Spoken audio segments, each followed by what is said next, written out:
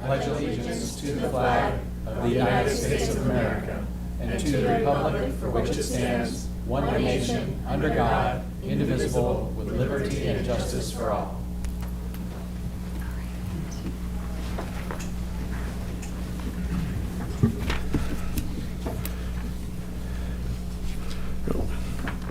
Are we moving to housing? Okay.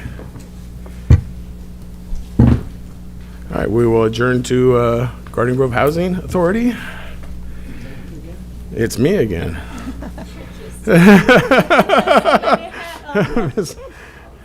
Madam Clerk, please call roll. Commissioner Dovin. Present. Commissioner Klumpenstein.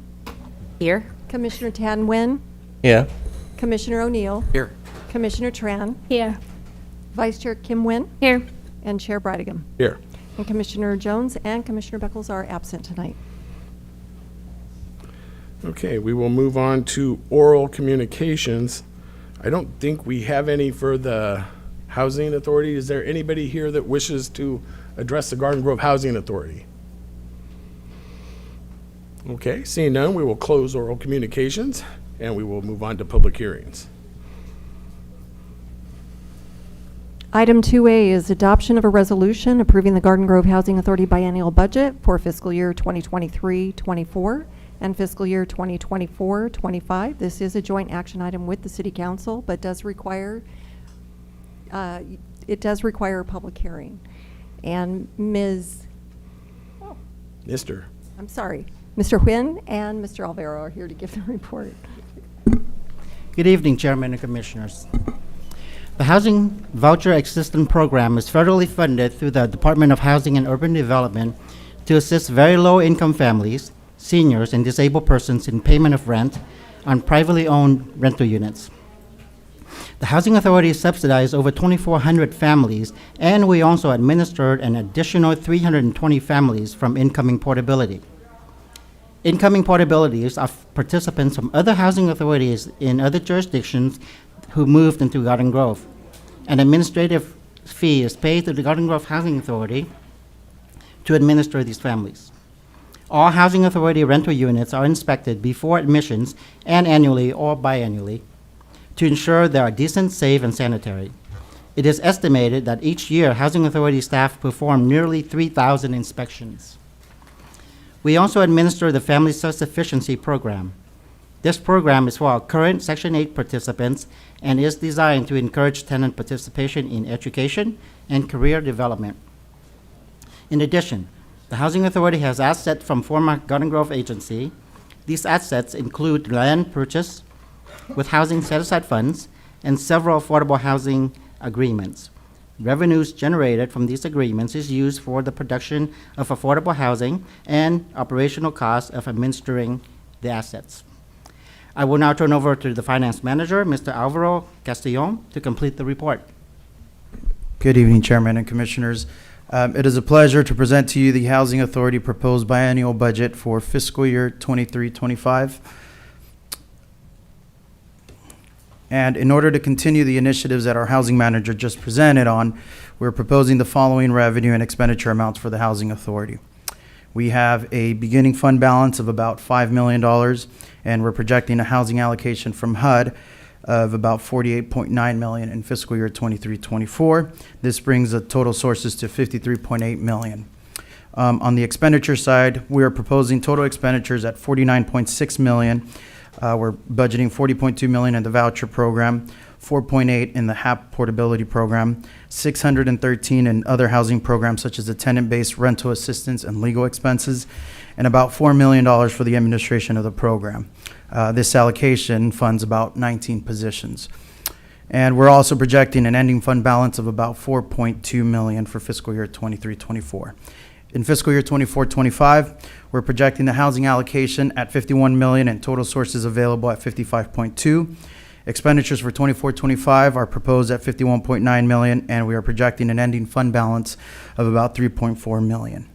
Staff's recommendation is for the Housing Authority Board to adopt a budget resolution approving the biennial budget for fiscal year 23-24 and fiscal year 24-25 in order to continue the provision of the housing programs.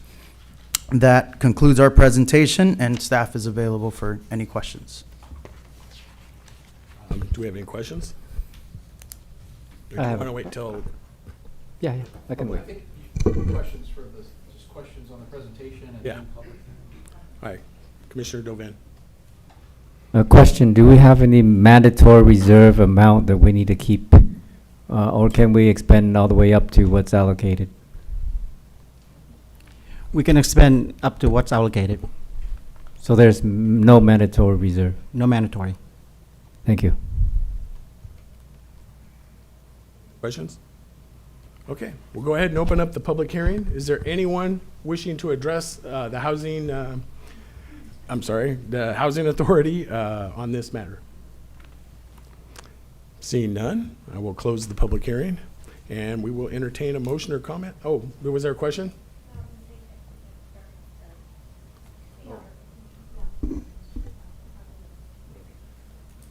All right, and then bring it back. I do have a question. I know regarding to the Housing Authority. Last year, we were able to report successfully, we had no unhoused homeless veterans in the city of Garden Grove. We've accomplished that at 0, right? Right. And I want to assume it's still the same for this year? It's still the same. Very good, very good.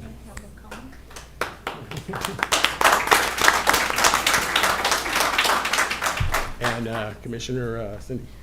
Yeah, just a quick comments. The last couple of days, we have couple of residents in kind of contacted me in my district and asking about they have applied for housing for so long and they have been waiting for that for many years. Bless you. Just want to say thank to Maria, Lisa, and I think some of the team member for taking the call and explain to the individual and also let them know where they're at in the process, and I heard that they're gonna get it really soon, right? So just want to say thank you to the staff for listening to the resident and answer their call because they just didn't know, how long I have to wait and where is it, and so just want to say thank you. Any other questions or comments? I'll move to approve. We have a motion, we have a second. Call for the vote. I guess it's a voice vote. Okay. Commissioner Dovin. Aye. Commissioner Klumpenstein. Yes. Commissioner Tanwin. Commissioner O'Neill. Commissioner Tran. Yes. Vice Chair Kim Wynn. Yes. Chair Brigham. Yes. Motion received, 7 yes votes.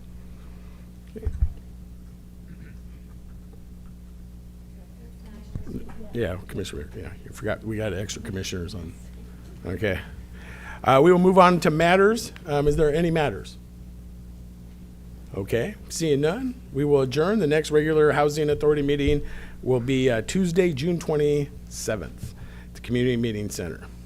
Back to, or are we going to successor now? City Council. Back to council.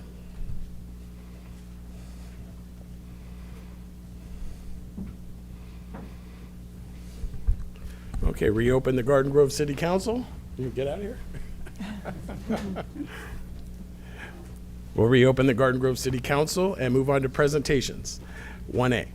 Item 1A is a community spotlight in recognition of Pacifica High School's varsity softball team for winning the CIF Southern Section Division I championship. Yeah.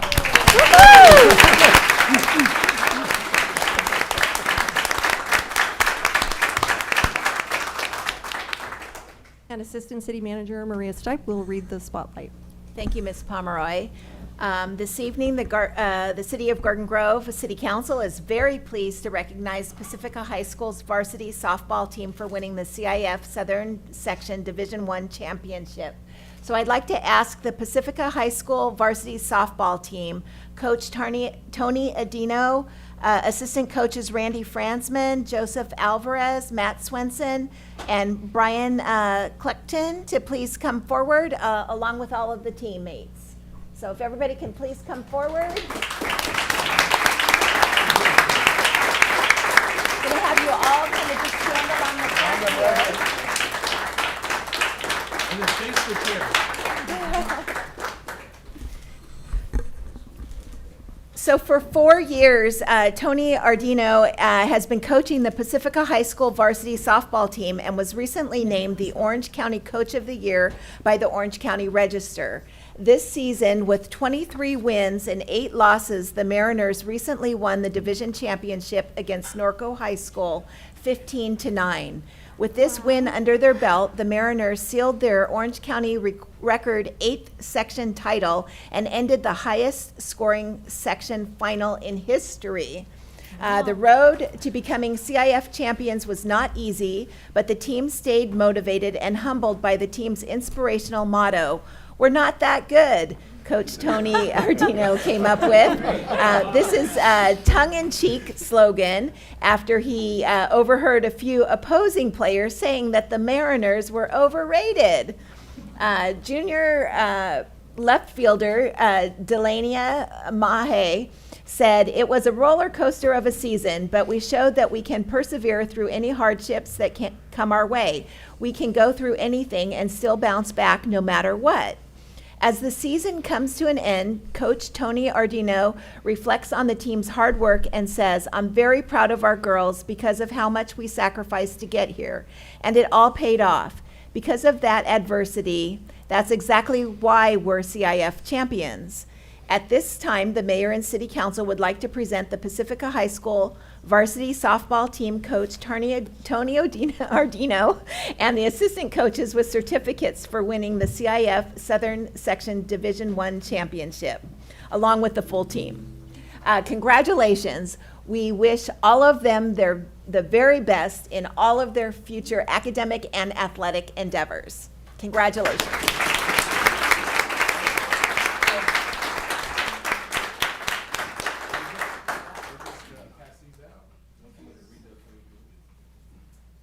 I think it says the same thing as what she just said, so. Are there names on it? And what we'll do.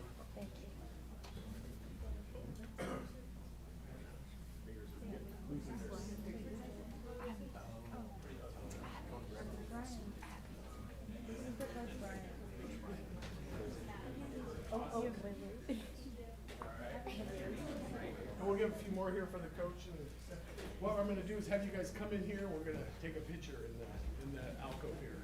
So straight back behind you. Go all the way.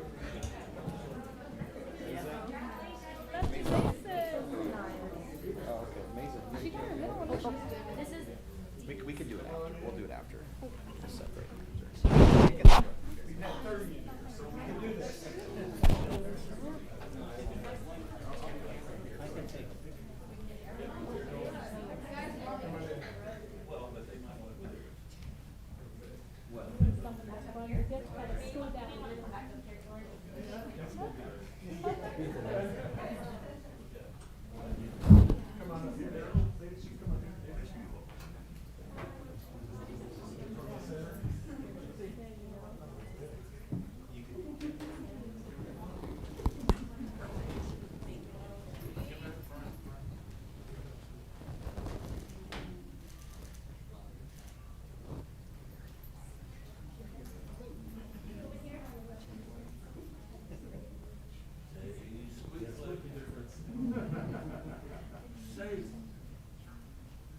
You're not that good, it's just great.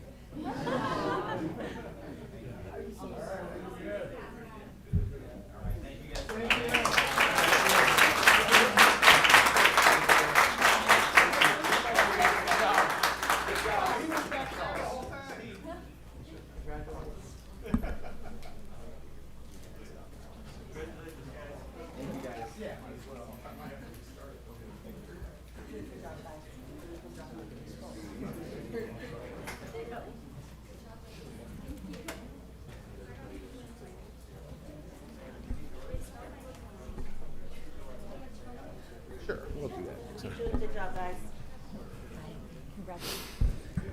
All right, we'll move on to 2B, I'm sorry, 1B, Community Spotlight in the NJROTC Pacifica High School. Item 1B is a community spotlight in recognition of Pacifica High School's NJROTC program for their history-making placement at the NJROTC Nationals. And again, Assistant City Manager Maria Stipe will provide this spotlight. Thank you, Ms. Pomeroy. So, as Mayor Pro Tem George Brightigam just mentioned, we'd like to recognize the Pacifica High School's NJROTC program for their history-making placement at the NJROTC Nationals. Would the Pacifica High School NJROTC cadets please come forward?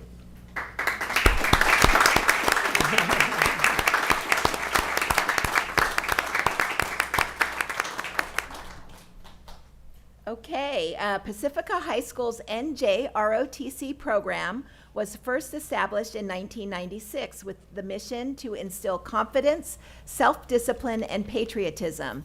The NJROTC cadets carry out the program's mission by competing in academic, athletic, and drill competitions by participating in numerous community service events. During spring break this year, Pacifica High School's NJROTC program competed in the Academic, Athletic, and Drill National Championship in Pensacola, Florida, where they placed 4th out of 623 programs in the nation.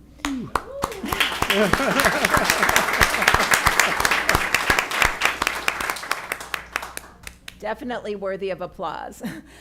In the history of the NJROTC Nationals, no first-time competing school has ever had as high of an overall placement as Pacifica High School.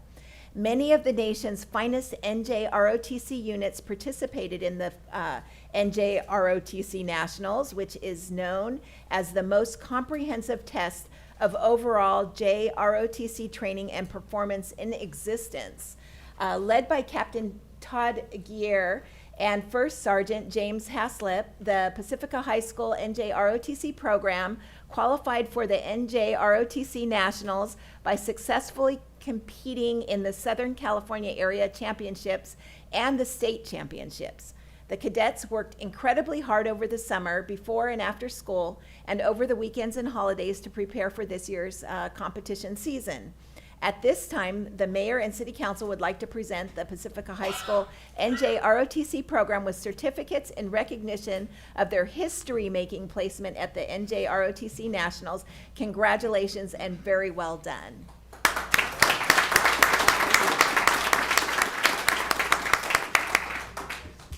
And we have some nice certificates for you guys as well. The names, I'm just gonna give you a certificate, and you get them to the right names after we do the photos, okay? Little switcheroo. Yeah, there will be. And can we get the principal? Come on up. We can let you hold these. Very good. And can we just come around here for a photograph?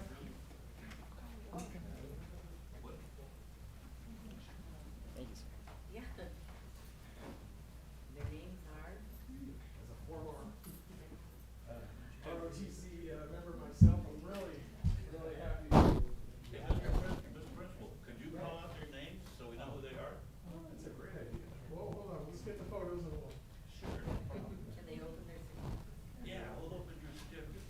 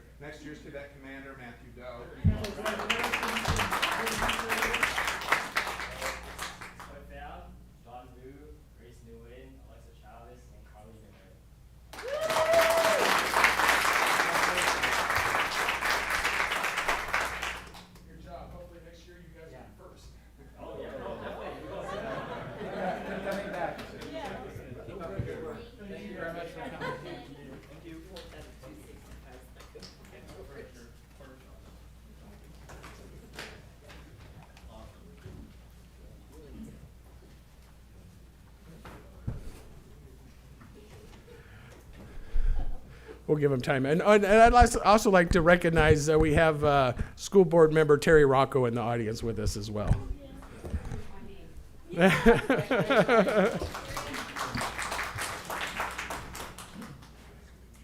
Okay, we'll move on to oral communications. I do have some cards here, so let me start off. Real is Mat.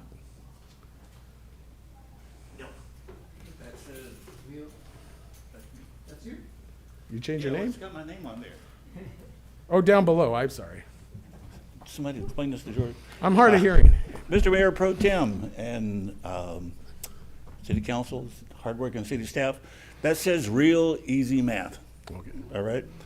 This past Saturday, I went to the little function over here in Steelcase, and Senator Nguyen was there, and Councilmember O'Neill, Ms. Tran, Clapping, we had a great time.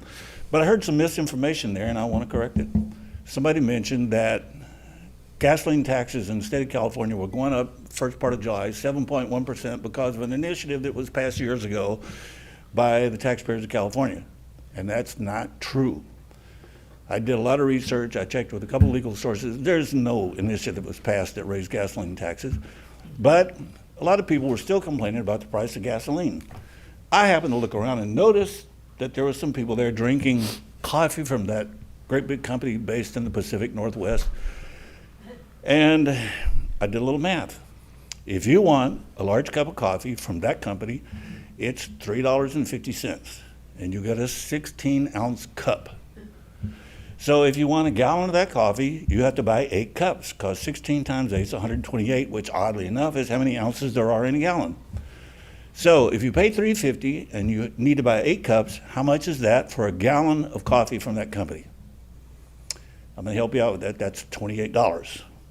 So which do you think is harder to produce, a gallon of coffee or a gallon of gasoline?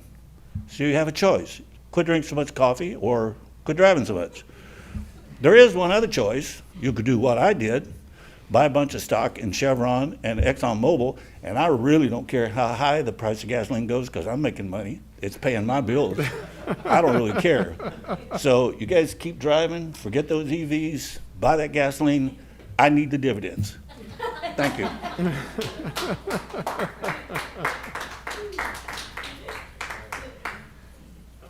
So I have Nicholas Dibbs.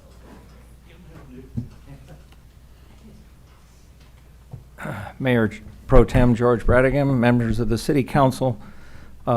It's a pleasure to be here. My name is Nicholas Dibbs, teacher educator. It was a pleasure to be here with the recognition of the Pacifica High School Navy Junior ROTC and the girls softball team. I'm alumni, honors alumni of Pacifica, and run for school board twice. So thank you for recognizing them.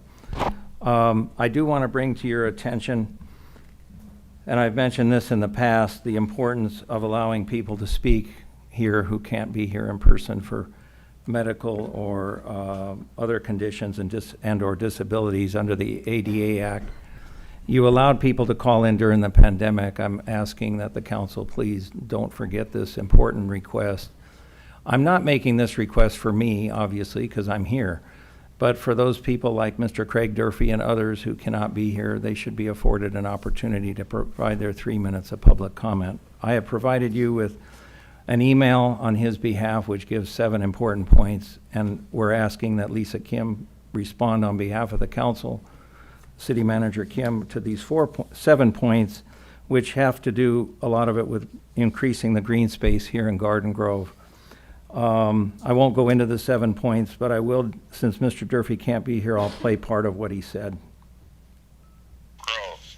I've committed my retirement and prior to that to causes that are beneficial to all. And I don't understand the Medal of Honor by pedestrian rail when there was a will to carry it on to mental health by our Mayor, Honorable Mayor Jones and the LCD board. And as you go from Bill Murray, announced it would be going further to Bixby and Chapman. And so as such, there are many things and emails that have occurred, and there is just not an organization to finish it.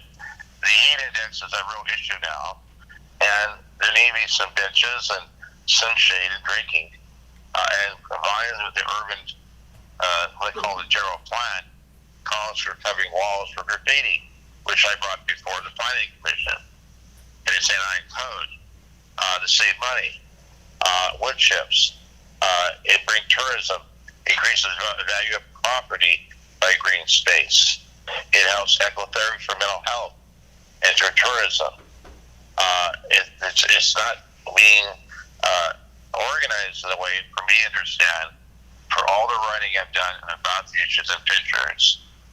And I got the block wall fence, well, the fence, on occasion, it was Bill Donovan, Bill Bach, and Rita, great people, and I talked to Bill, OCTA, agreed to put a fence. But we should not struggle in our community for things that are basic to all of us. Okay, anyway, thank you for listening. You have the email. Please take a look at it. I'm giving you each a hard copy, and that's for Ms. Kim and for the city and for the clerk, and then one for each of the council members. Thank you. I understand these 4 individuals are coming up for, or 5 individuals are coming up for the same, want to come up together for the same issue. I have is it Ruby Garcia, Thomas Tai, Richard Jung? Okay, so it's Ruby's separate?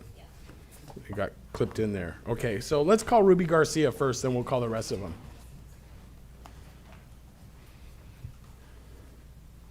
Sorry about that. It's okay. Mayor Pro Tem, members of City Council, City Manager Kim, and City staff. My name is Ruby Garcia, and I'm the CEO and founder of the Andean Aid and Safety Group. Our group works with law enforcement agencies to bring safety events for special needs families. We host these events in a quiet environment to prevent any sensory overload and allows law enforcement to interact with these amazing families. We're also very proud to say this program was pioneered in Garden Grove with Garden Grove PD, and we're excited to announce that we're bringing it back again this year. Not only does our group host these safety events, we also chartered a special needs community group through Kiwanis of Greater Garden Grove Morning Club called Special Kids of Greater Garden Grove K-Kids Club, and we serve our community with special needs children grades pre-K through 6 on the last Sunday of the month at 10 a.m. at Brookdale Nursing Home here in our very own Garden Grove. With that said, our nonprofit needs assistance, and a restaurant called 999 Pho has graciously is going to be giving us 10% on all sales on June 22nd. So I invite everyone to come out and eat at this delicious restaurant and help our nonprofit. The address to this restaurant is 10742 Westminster Avenue, Garden Grove, 92843. And our own group, along with others, will be eating at this restaurant that evening. Thank you guys so much for your time.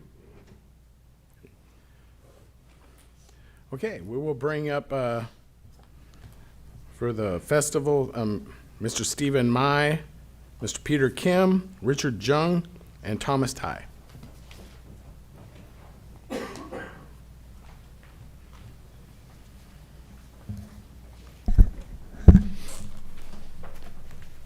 Good evening, Mayor Pro Tem and City Council men and women, and the staff, City Manager. My name is Thomas Kuk Tai, and I'm a co-chairman of Asian Pacific Festival. Will be held on October 12 to 15, 2023 on Garden Grove Park. Next to me is Mr. Richard Chung. He's a co-chair too. Peter, he's Korean. He's a Richard assistant, and Stephen is my assistant. Also, I have Mr. John Joe. He's Korean next to me.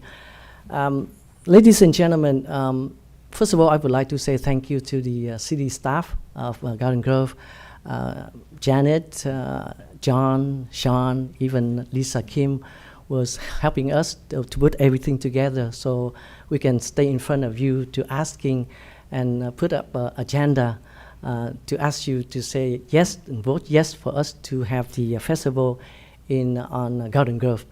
Now, this event, I don't know, it's small, big, or medium, because it's not happened yet. After today, I will know. But this festival is special to us. Why is special? It's special because of two hearts will beat as one. This time will be the heart of the Vietnamese community will beat the same time with the heart of Korean community. Has never happened before. Okay, I think this is the best time to put everybody together in Garden Grove. Some people say that why don't we do in Fullerton, in Buena Park or Cerritos, where a lot of Koreans people live there. I say no, because we love Garden Grove. Garden Grove City is a beautiful city that can be held this kind of festival, and we want to do yearly, not just this time only. So we will put everything together because this is the time that we will share the cultural between the Vietnamese culture with the Korean, such as we will build a Vietnamese village inside there next to the Korean village, so we can share to our community, to the city of Garden Grove, and to the people that around the city, even though in the world. So please help us to get this together. I know there's going to be a lot of things need to be done in the near, next few months, because the October is very close. So we're asking you to vote yes for us to have opportunity to this to do this event. Thank you very much. Okay, want to say something? I'm Korean. Arang Festival is Arang Festival is 40 years history. That's why this time always is a Korean solo. This time Vietnam community with Korean community together we do a festival. Can you help? Thank you. Help us, please. Yeah, hi. Some of you might know me. I'm Stephen Mai. I was the co-chairman for the third festival that UVSA did here in Garden Grove back in 2001. And I'm here trying to help the group here. I know with 40 years of Arirang Festival and the experience and network with Mr. Thomas Quoc Thai has, I believe this one is going to be a successful one. A happy city is a city that has happy residents with many festivals and events, right? So hopefully this one will be one. It's a chance for the Vietnamese, the Korean, and the local residents to join together. And since we live in the same city together, might as well enjoy it and have fun together. So please consider our permit. Thank you so much. Well, thank you very much. Thank No, you. it's public communication. It's oral comments. But thank you. Thank you very much. Okay, is there anyone else wishing to address the Garden Grove City Council tonight? Oh, we have a hand. Can you come up, state your name and address, and go ahead and... Yes, hi, my name is Brian Malley. As I'm getting ready to retire this year, I've been very busy. Last time I was here was September 13th, when the Garden Grove City Council voted to spend $5,650,000 for the West Street location for the Navigation Center, which was about a $4 million premium over what that property, the deed transfer to West Street Investments was less than a year before that. So I apologize for going over my 3 minutes at that time to everyone who was here. But anyway, being a gentleman of a certain age, the only way I know how to describe that is like a brother-in-law deal. And, I had said that, why don't we wait and vote on that? That was September 13th. The discussion that came up was, there's 6 months of due diligence on there. 2 weeks later, in the next city council meeting, it was approved to purchase that property, which I don't know how much due diligence. That property had been used with all kinds of chemicals for many years, so hopefully we did our homework and everything's fine.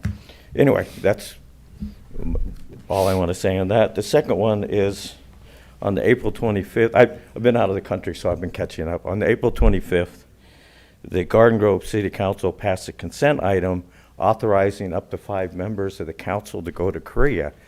Isn't that a problem with the Brown Act? How can a quorum be traveling to conduct city business? I don't know. The last time in, 2016, something like that happened, there was all kinds of hoorah about this Borlatch stuff. So I would hope that you would, besides city council, whose company was the ones who advised on that, you might check your own personal lawyer or legal counsel.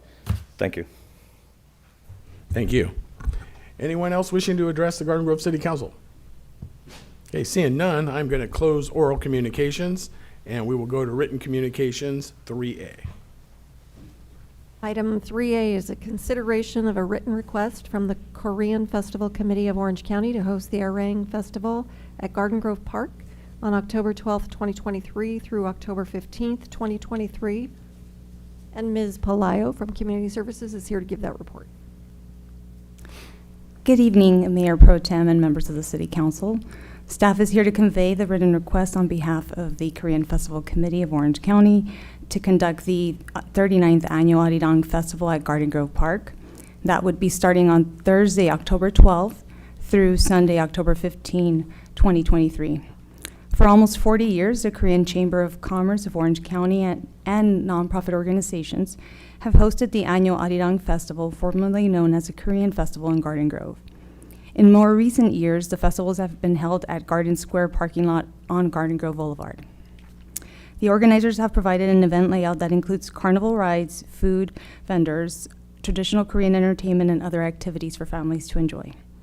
Staff has confirmed that the nonprofit organization is in good standing with the IRS and with the Secretary of State office. If this request is approved, staff will prepare a formal agreement between the city and the organization. The agreement will include provisions related to the reimbursement for city support and all direct costs, reimbursement for lost revenue as a result of festival activities, allowable festival activities, traffic and parking plan, and insurance requirements. Approval of this request will not have a financial impact to the city. The organization would be required to reimburse the city for all of the direct costs incurred to support the Arirang Festival. The amount to be reimbursed has yet to be determined at this time. It is recommended that the City Council consider this request for the Arirang Festival to be held at Garden Grove Park this October, and if approved, authorize the city manager to prepare and execute a formal agreement between the city and the organization. This concludes staff report, and staff as well as representatives of the group are here to answer any questions you may have. Thank you.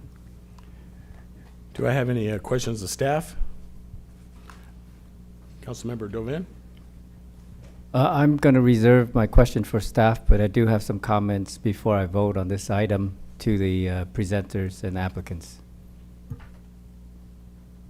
Comments? Councilwoman Tran? Yes, sir. So this event has been happened in the past in terms of in my district, District 3. And so this is the first time that they're gonna do at the Garden Grove Park, which is also District 3. I'm super excited just because, you know, they could do it anywhere else. And I think there was a lot of conversation with our staff to see where would be the best place to do it. So, and I'm super excited that it's gonna be in my district. So I know that our staff, our council member have been talking about multicultural, right? Like Kim have, council member Kim Nguyen had talked about a couple of times, and I think this would be an opportunity for us to do something like that. Like one of the speakers mentioned earlier, this is the place for people to enjoy and have fun. And so hopefully this is the first time, and then maybe some other event for other culture, we're gonna do that in our city. So that's it. Feedback from your comment. Councilwoman Klopfenstein?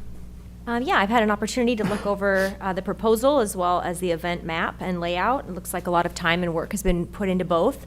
As the speakers mentioned, this could have been held in many different cities, Buena Park, Fullerton, and the like, but this is an opportunity to bring people from other cities in Orange County to Garden Grove, which is very exciting.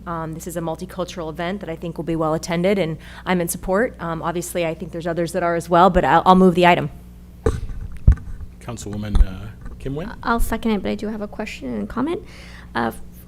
Can you please tell me where the festival will be located off of the park? Is that, I'm seeing that part of that is the Westminster Street, so I'm assuming that's the softball area? It would be the football slash Softball. soccer fields, because Soccer. half of the fields. Okay. So the side that the softball fields are on would not be part of the festival grounds. So only half of the field. Only, okay. Yeah. And then my comments were just, I remember when the TET Festival was at Garden Grove Park, it was further back. But I entrust that the individuals who are helping support this, who have that level of experience, who brought something I think much larger in the past when it was a TET Festival, have the capability of making sure that this is done well and in making sure to preserve the park that we have. Because if you haven't been attending our meetings, we don't have a lot of money flowing, and we've done some renovations, and this is a portion of the park that is utilized by others for outside of school. So this is like outside leagues that play football there. I think it's the Bulldogs, and I don't remember who else for soccer, but want to make sure that they're able to use it afterwards. But I have full confidence in the folks who have experience putting on these types of festivals. And so I gladly second the motion. I'm extremely excited. It's little known, but Garden Grove actually has the second largest Vietnamese population in Southern California, or in California. And we have the second largest Vietnamese business district, which half of it's in my district, in the first district, and the other half is in Cindy's district. And in the spirit of multiculturalism and everything, I would love to see some of these larger festivals come over to the west side. It'd be kind of cool, but I know parking over there is probably going to be more of a problem. But with that being said, I am very supportive of this, and I'd love to see it happen. And I think Councilman Dovin wanted to. Yes, I reserved questions because I really don't have any questions for staff right now, but I do want to chime in with the rest of the council that we are very supportive of your event. We welcome any collaborative effort and cooperation between the different communities. So this may be a first, but I hope it's not the last. And I would like the organizers to open it up to other communities also. We have a very vibrant Hispanic community. We have Chinese, we have Filipinos. And of course, we have Koreans, which I don't know you three gentlemen, but I happily support you without reservation. I do know the two Vietnamese gentlemen, Mr. Mai, Mr. Tai, you both have my phone numbers. You can call me anytime. I just have a word of caution in that I want this event to be a uniting event versus being a divisive one. And I have a little bit of a personal interest in this particular event because I am Vietnamese American. I've been in this community over 20 years. My wife, Dina Nguyen, was on council, and she voted for a resolution to recognize Little Saigon in Garden Grove.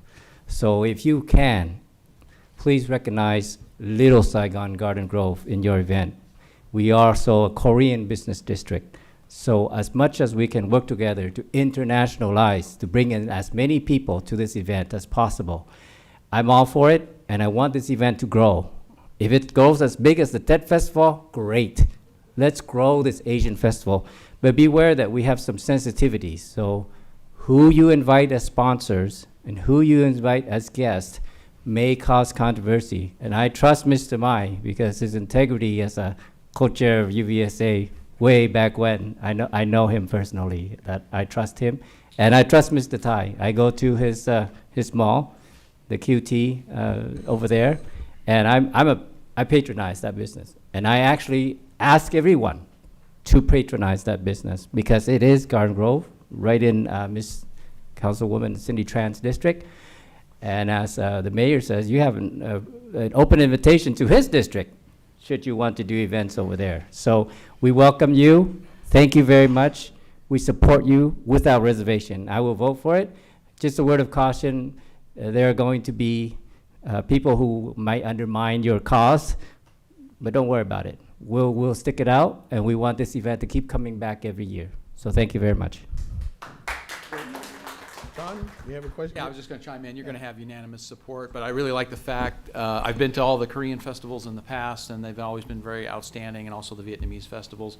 What I like is that you're here tonight asking to get approval from us before you plan something, and some people come here after the fact, and then it turns into a big mess. So thank you for coming so early. Although with everything you have to put together, I realize you got a lot to do before October, but it's nice that you came early, worked with staff, get this figured out, and you'll have a very successful festival, I'm sure. So let's get to the vote. Okay. Well, we have a motion, we have a second. I'll call for the vote.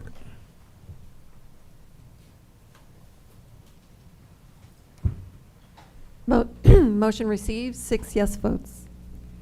Congratulations.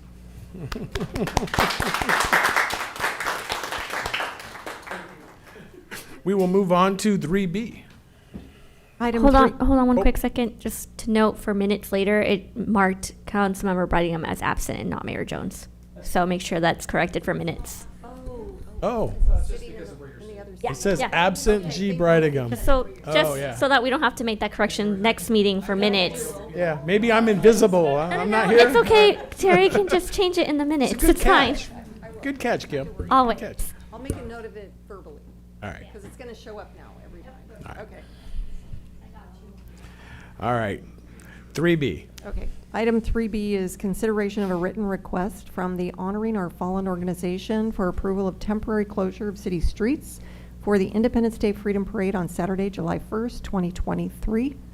And again, Ms. Palaio is here to give that report. Good evening again, Mayor Pro Tem and members of the City Council. As Terry just stated, staff is here to convey the written request from the Honoring Our Fallen organization, which is a Garden Grove-based nonprofit that would like to request City Council approval for street closures for an Independence Day Freedom Parade on Saturday, July 1st, 2023. Earlier this year, staff met with residents from the Eastgate Park neighborhood in Garden Grove regarding golf cart parade activities in the community. Staff explained that the community event and street closure permit process was something that needed to be considered in order for residents to submit a request for a permitted golf cart parade. Requirements included partnership with a local nonprofit organization in good standing, insurance coverage, street closure approval, and reimbursement for any direct costs for city support. Staff has confirmed that the Honoring Our Fallen organization is in good standing with both the IRS and with the Secretary of State office. The proposed parade route has been reviewed by the Police Department Traffic Division. Organizers anticipate approximately 150 golf carts participating in this year's parade. The Police Department staff and Public Works Streets Division will provide staff support for the closure of city streets during the event. Approval of the Independence Day Freedom Parade will not have an impact on the city's general fund. The organization will reimburse the city for direct costs associated with the support of the event. The estimated cost for staff support and equipment used is approximately $3,500 and is expected to be fully reimbursed. Staff is recommending that the City Council consider this request for the Independence Day Freedom Parade on Saturday, July 1st. This concludes staff's report, and staff as well as representatives from the organization are here and available to answer any questions you may have.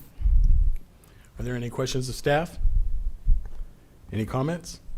I do have a comment regarding Honoring Our Fallen, probably one of the premier nonprofits servicing our the families of the service members who've died.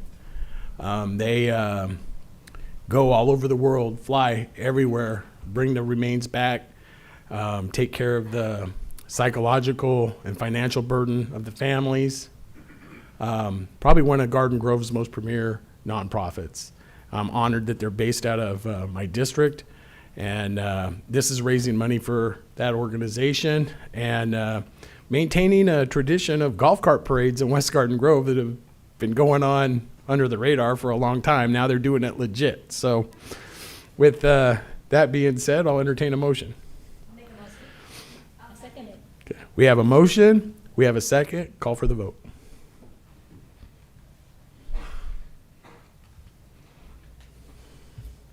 Motion received,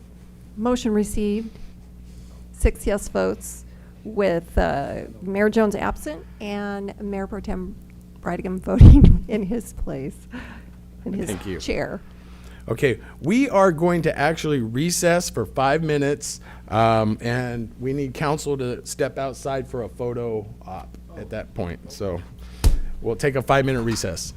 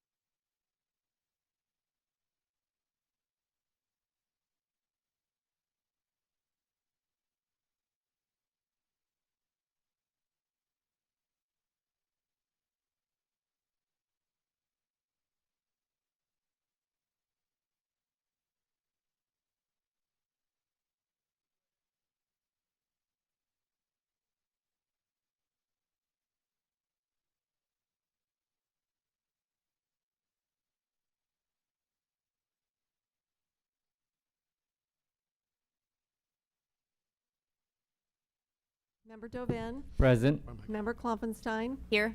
Member Nguyen. Here. And Vice Chair O'Neill. Here? And Chair Jones is absent, so Vice Chair O'Neill, you're in the lead here. Yes, thank you. We've already held oral communication simultaneously with council. We have consent items. Entertain a motion for that. I'll make a motion. Second. Yeah, that's for the minutes. I have a motion and a second. Please vote.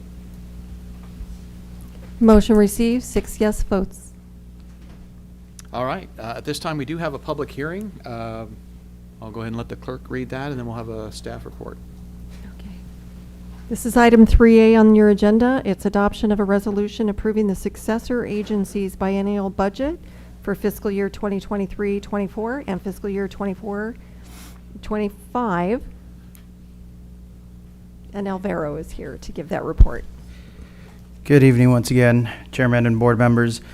Before you for your consideration is the successor agency proposed fiscal year 23-25 budget. This budget is primarily funded by the Recognized Obligation Payment Schedule, or ROPS, which is approved annually in March by the DOF, with the sole intention of unwinding the activities of the former redevelopment agency. As such, we continue the efforts of implementing several disposition agreements and continue to pay down the outstanding agency debt. There is funding available in the fund balance for fiscal year 23-24, and as usual, we will also receive RPTTF funding for total revenues of $9.2 million that match the costs associated with the obligations and administration costs for the agency. For fiscal year 24-25, we're proposing a budget of $9.2 million. This proposed budget was estimated based on outstanding payment schedule of the ROPS, but will need to be amended next year to match what the DOF approves for 24-25. And once again, our recommendation is for the successor agency to adopt the budget resolution approving the biennial budget for fiscal year 23-24 and fiscal year 24-25. And with that, that concludes my presentation, and I'm available for any questions. All right. Thank you for that report. Before we go to the public hearing, is there any questions for staff? All right, seeing none, we'll open up a public hearing. Is there any speakers wishing to speak on this item? All right, seeing none, we'll go ahead and close the public hearing. I'll entertain a motion. Move it. A motion and a second, please vote.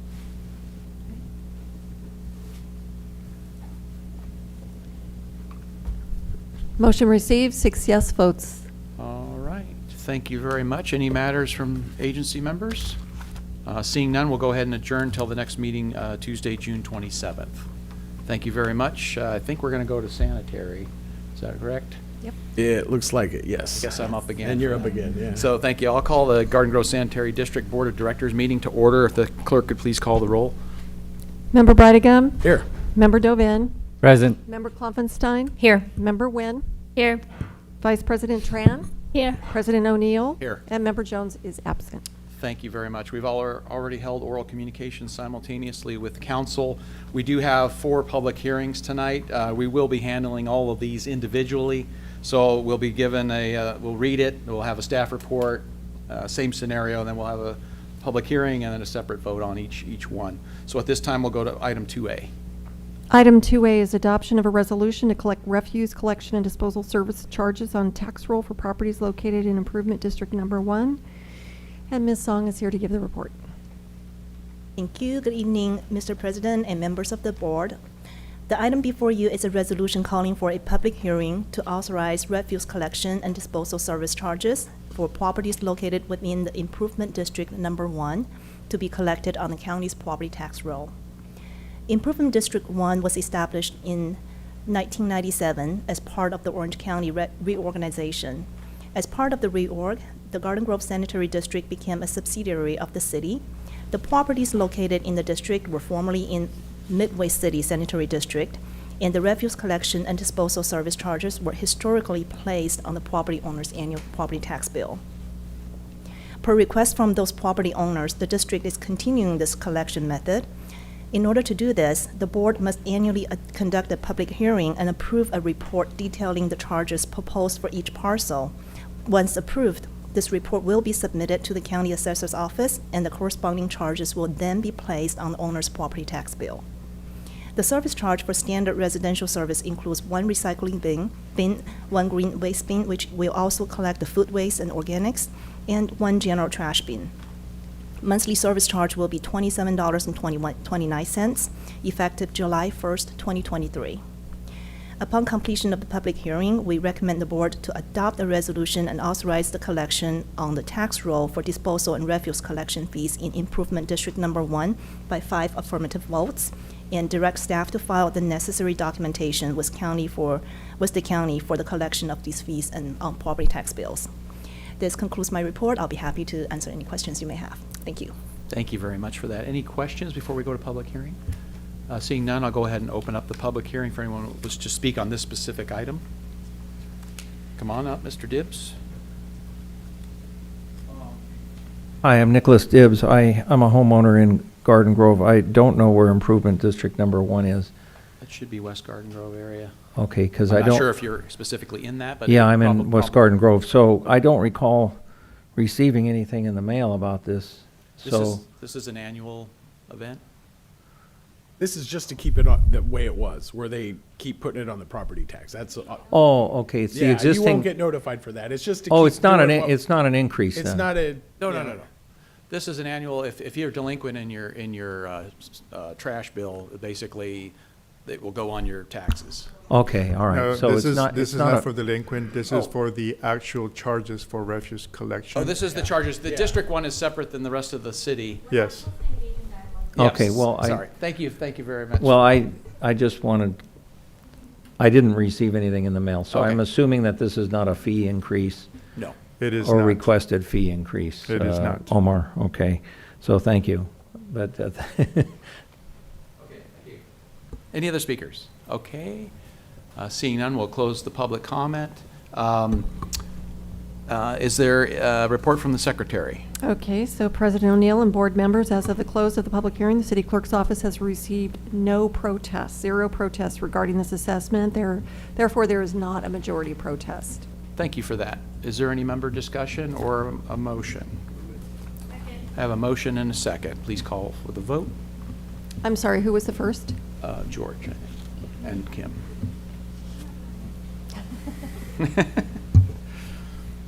Motion received, 6 yes votes. All right, now we'll go to item 2B. Item 2B is adoption of a resolution to authorize the imposition of liens on parcels with delinquent payments for refuse collection and disposal service charges. And again, Ms. Song is here to give that report. Thank you. Good evening again. This item is what President O'Neill just mentioned. This is about a trash lien that will be placed on the property tax bill for the owners who owe trash services for more than a certain amount of days. So the refuse collection and disposal service is provided by Republic Services. Republic bills customers quarterly on the last billing, and the last billing for fiscal year 22-23 was mailed out in February of 2023. All unpaid charges on that billing became delinquent as of May 1st, 2023. The State Health and Safety Code allows the delinquent amount plus 10% penalty to be filed with the county auditor controller, and upon recordation of the county, the delinquent amount becomes a lien on the property and can be collected along with the property taxes. The imposition of liens on properties requires proper noticing procedures and a public hearing. Prior to placing a lien against the property owners are notified multiple times. Staff followed directions from the board from the previous years and made sure that these communication or notification letters were mailed in multiple languages, including English, Korean, Spanish, and Vietnamese. Additionally, automated calls were enabled by Republic to inform property owners. Per city's request, Republic also designated representatives on residential accounts for Garden Grove customers to make live calls. To further ensure that all parties are aware of the potential lien, the public hearing notice was translated into multiple languages as well and published in local Korean, Spanish, and Vietnamese newspapers. Staff is carrying out our responsibility as outlined in our franchise agreement with Republic, which is to submit the delinquency information to the county once approved by the board. To comply with the state laws, we are here to conduct a public hearing and request for approval of the report detailing the delinquencies by parcel. Now, the report was generated, attached to the agenda report was generated by Republic on May 17th. And since then, 417 parcels had made payments as of yesterday, and they will be removed from the list when submitting to the county in early August.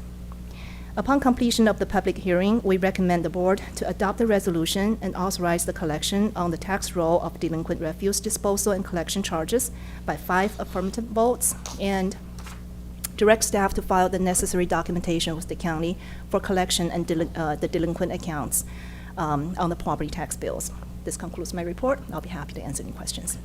Thank you. I'll start with a question because I was thinking it's significant, what you said there. Anyone that, a significant amount of people paid their bill, and as long as they did that before August, it doesn't go on their In taxes, early right? August, Because yeah. that's the calls that we get, is like, I don't want it on my taxes, but if you paid it up before August or right now or July, Yes. you'll be fine. Yes. They won't go on your taxes. Okay. That is correct. Good to make that point. Any other questions? Go ahead, Mr. Dovin. This is two questions rolled in one to kind of follow up. If you're talking about, say, August is a deadline to pay before it goes on your taxes, is there an implementation period, and will there be interest and penalties assessed if it goes beyond the allowed time? There is a 10% penalty assessed on the delinquent accounts, and August 10th is the deadline for the city to submit the records to the county office. So we do require that the property owners pay prior to that, so that allows us time to submit the information correctly to the county. Thank you. More questions? Okay, seeing none. All right, we'll go ahead and open up the public hearing on this particular item. I have a speaker. Come on up. If you could state your name, please. Hello, my name's Brian Malley. I'm a homeowner and taxpayer in Garden Grove, homeowner for 18 years. I received this on May 17th, and it's on Republic Services things, but Ms. Pomeroy is the signatory, which I don't understand why a city is dunning their people for a private business's bills. It's silly. You know, I've never been late in 18 years, and this only was in Spanish. My wife's Vietnamese, so maybe she missed it, you know. I don't know, but for what reason would we be, our city, being a bill collector for a private business? Can any business get, if I write a contract, if I open a company here, will the city do that for me? That for any service? It just seems silly. The first time I met Ms. Pomeroy, she was kind enough. I was voting, and she took, I didn't even realize it was her lunchtime, and she was kind enough to answer numerous questions that I had. So, and I can imagine her workload not including dunning the citizens for a private business's business. It seems like a silly thing to have in a contract. Why are we spending our resources to collect? Is there something advantageous to the city? It's just a public comment portion. Yeah, we could get with you after. Okay, thank you. I just seems silly, you know? I understand. And the one thing, I don't want to go Go over ahead. my time. On the same day, I received a bill from Republic Services, also on Republic Services stationery, but not signed by Ms. Pomeroy, that stated, this was on the 17th, stated I would be past due on the 21st. So it just doesn't make sense. And the number one thing is, why are we, when we have people who are very busy and have much more serious things to do than be private collection for a private service? Thank you. Thank you, sir. Mr. President, I think it's important for the public to understand that failure to pay your solid waste would entitle the hauler to stop collecting your solid waste. And if enough solid waste accumulates on private property, then you have a health and safety issues with, you know, vermins, et cetera. So there is a public purpose, and that is to make sure that the hauler is continuously collecting. We do not allow the hauler to stop collecting when a property does not pay. In return, we provide this venue in order to make the contractor whole, basically.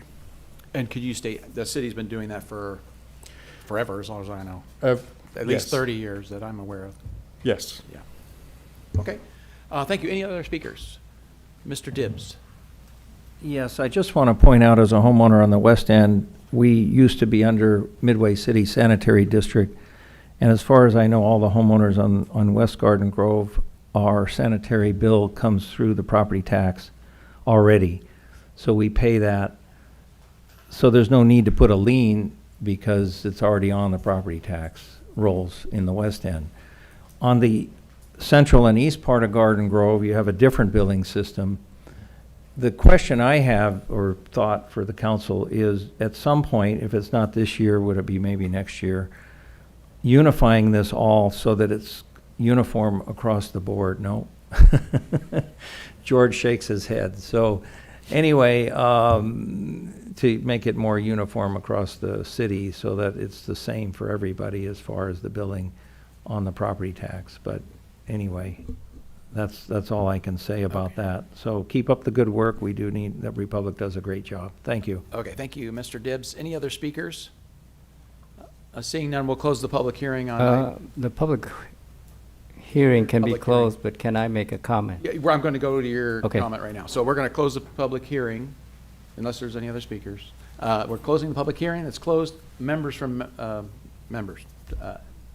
Go ahead, Joe. Thank you, President. I want to commend the resident who came in and spoke to this because I'm interested. Number one, the letter, as I understand it, should have gone out in multi-languages. So if you say you read Spanish, but your wife is Vietnamese, I would prefer such a letter to have several languages, and I've seen that before. So I'm a little bit curious why this time you only got us. Yeah, so I'm want to mention that to staff, if we can send out letters like that in multi-languages, that to do so, and not to separate letters in different languages. If we can incorporate it in one mail, that might be useful. Number two, I do understand what you call a silliness in the fact that the clerk is signing off on a letter, which can cause misunderstanding. And I'm not satisfied with the answer that our attorney gave tonight. But I'm not going to put either one of you on the spot, but I want next time to hear a very clear explanation why it is that we sign off on such a letter.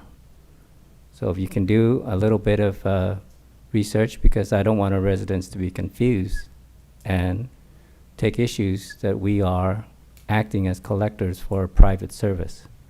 So I want an explanation on that. Thank you.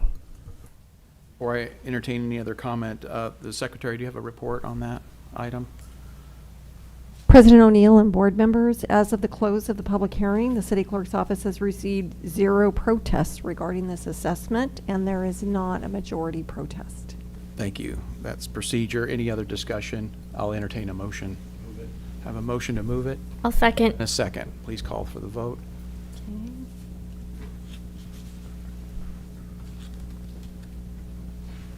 Motion received, 6 yes votes. Thank you. At this time, we will go to item 2C. Item 2C is adoption of a resolution to collect sewer service fees on tax roll for properties located outside the city limits. And again, Ms. Song is here to give that report. Thank you. Good evening, Mr. President and members of the board. This item, it's different from the previous two. This is the third item, relates to taxing. However, it's completely different from the first two. This has to do with a sewer assessment. And why we're assessing a sewer fee, because this property is served by the district, do not receive water services. As you know, the majority of our water accounts also receive the sewer services. So the bill is in one, has both water charges and sewer charges. For this particular item, for these properties, they are outside the city's jurisdiction. It's not within the city limits, and they do not receive water services from the city. So in order to effectively collect those sewer charges, we are utilizing the historical method of placing those service charges on the property tax bill, so the residents have a convenient way to pay for the services provided to them, and then the sewer system can also collect the amounts that's necessary to operate our sewer infrastructure or operations. So the sewer service fee were established by the board through ordinances number 7 and 10 in 2005 and 2012 respectively. The fees were calculated to provide funds necessary to maintain and operate the district sewer system, to cover debt service, and to maintain the services and stay compliant with the state laws. So the fees were established consistent among all residents and businesses receiving sewer services from the district, regardless of the location, within the city or outside the city limitation. The sewer service charge is calculated based on water consumption. Therefore, the amount varies by parcel. To place the service charge on the property tax bill, the county is requiring the district board to conduct a public hearing and approve a report detailing the service charges per parcel. Therefore, we are here tonight to conduct such public hearing, and once completed, we recommend the board to adopt the resolution and authorizing the collection of sewer service charges on tax roll by 5 affirmative votes, and direct the staff to file necessary documentation with the county for the collection of the fees. That concludes my report. I'll be happy to answer any questions you may have. Thank you for the report. Any questions regarding this item? I'll go ahead and open up the public hearing on item 2C. Mr. Dibbs. Nicholas Dibbs again. I just have a question, and maybe somebody can answer it later, but if it's outside the city limits and they're not receiving water service, I assume that there are parcels outside the city limits, but like Anaheim Island or something that would then connect somehow to the closest sewer line, which is in the city limits, and that's what my assumption is. If I'm wrong on that assumption, somebody hopefully will clarify that. So that's all. It's outside the city limits, so why, I'm assuming that the sewer lines from nearby areas that are outside the city limits have to connect to the city sewer line system. That's what I'm assuming. So it would be nice for staff to clarify that. That's all. Thank you. Thank you. Any other speakers? Okay, we'll close the public hearing on this item. Any other, the Secretary has a report first. We'll go to that. So President O'Neill and board members, as of the close of the public hearing, the city clerk's office has received 0 protests regarding this assessment. There is not a majority protest. All right, any member discussion? Mr. Govin. Just a quick question and then a follow-up. One is, have we sent a letter out like we did for item 2B on item 2C? And do we expect any pushback? I've heard we don't have any majority opposition to this point, but once we start implementation, do we expect any pushback?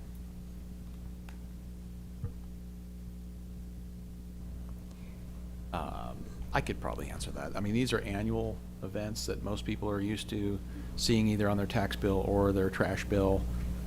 It's the nature of the trash and sewer business. It's a dirty job, but it's, it's something we all deal with. We contract for the trash. Obviously, there's an administrative portion of that, which people are questioning about. The city contracts, and the hauler is required to do a lot of the administrative stuff on that. But that's the best I can answer for you at this point. Okay, then I'm gonna table it to see if there's any reactions to it, if people will complain and say, well, I didn't get notice, or if there's any pushback when it's actually implemented. I want to hear about it. I may, Mayor Pro Tem and members of the council, just reviewing the staff report, it notes that the notification was made via a notice in the paper in multi-languages, but we can certainly come back and provide answers to the council once we clarify if notices were made. But just for point of clarification, notices were provided in the newspaper in multi-languages as well. Thank you for that clarification. If there's no other discussion, I'll entertain a motion. I'll move to approve. Second it. Second. No one else. Call for the vote.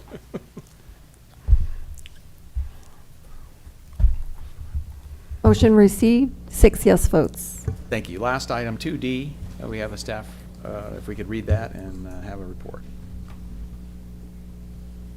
Item 2D is adoption of resolutions approving the Garden Grove Sanitary District's biennial budget for fiscal year 2023-24 and fiscal year 2024-25, and setting the fiscal year 2023-24 appropriations limit and reappropriate project balances and encumbrances from fiscal year 2022-23.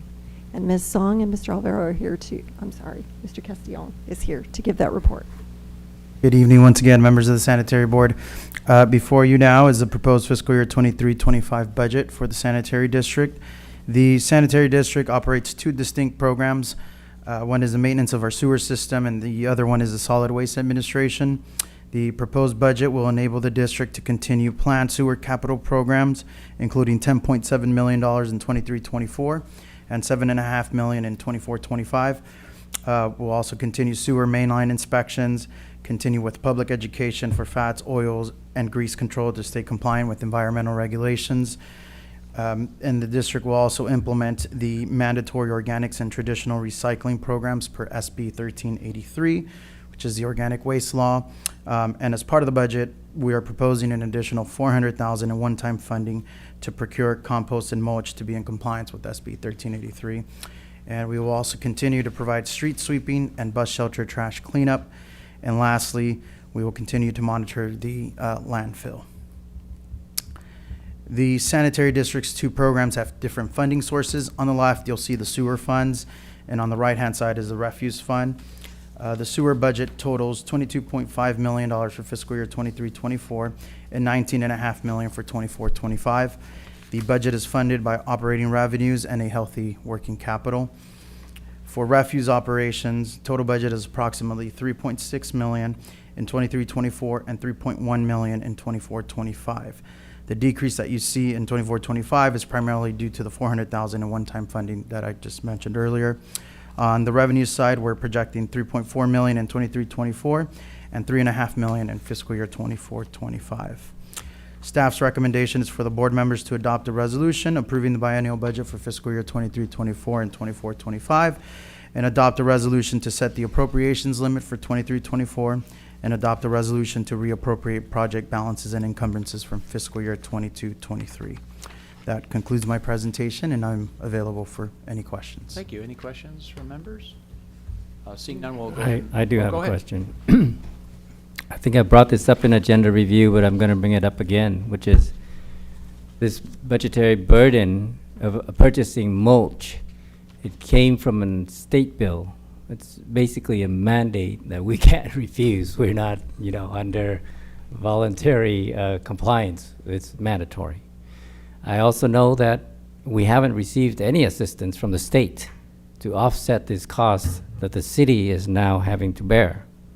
So I want the public to know, especially the Garden Grove residents, that I object to this an unfair burden on our budget from the state. And I've asked staff to try to look into funding from state or other levels of government to offset this one time. I know it's one time, but it's $400,000. That's a lot.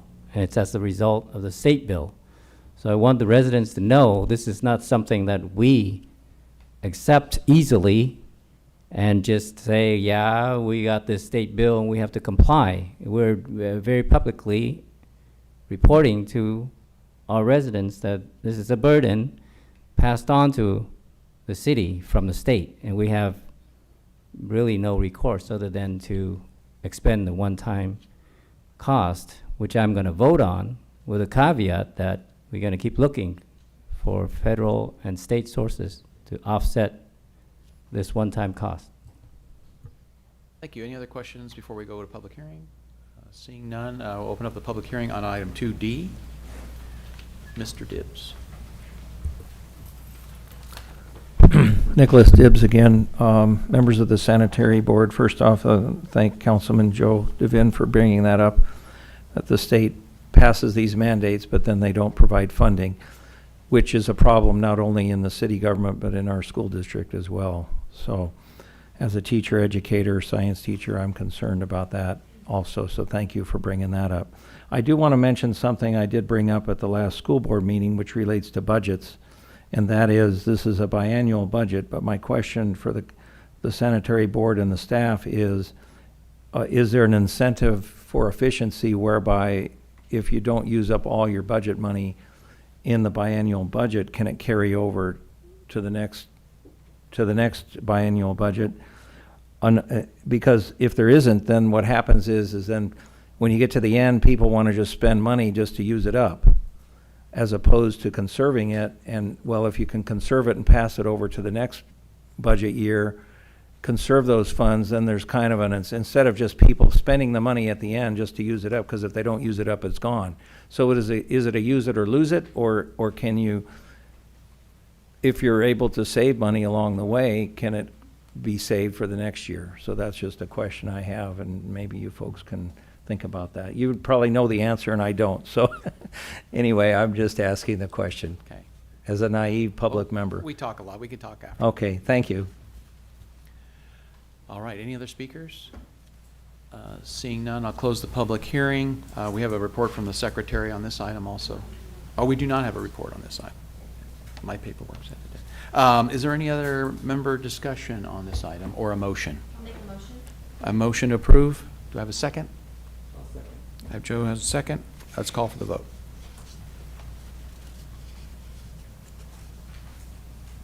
Motion received, 6 yes votes. All right, thank you. Any other matters from members? Seeing none, thank you everyone for hanging tough with us through those 4 public hearings.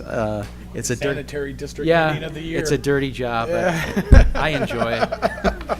If anybody has any questions too, you're always free to call staff or the council's off, or the city manager's office and get a hold of one of us, and we can explain a lot. There's a lot to this and a lot of money involved, a lot of procedure involved, a lot of contracts involved. We'll go ahead and adjourn this till the next meeting, June 27th. Back to council.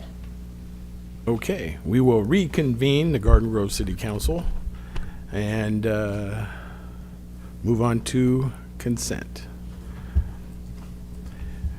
If anyone want to pull anything, entertain a motion. Move to approve. Second. We have a motion, we have a second. Let's call for the vote.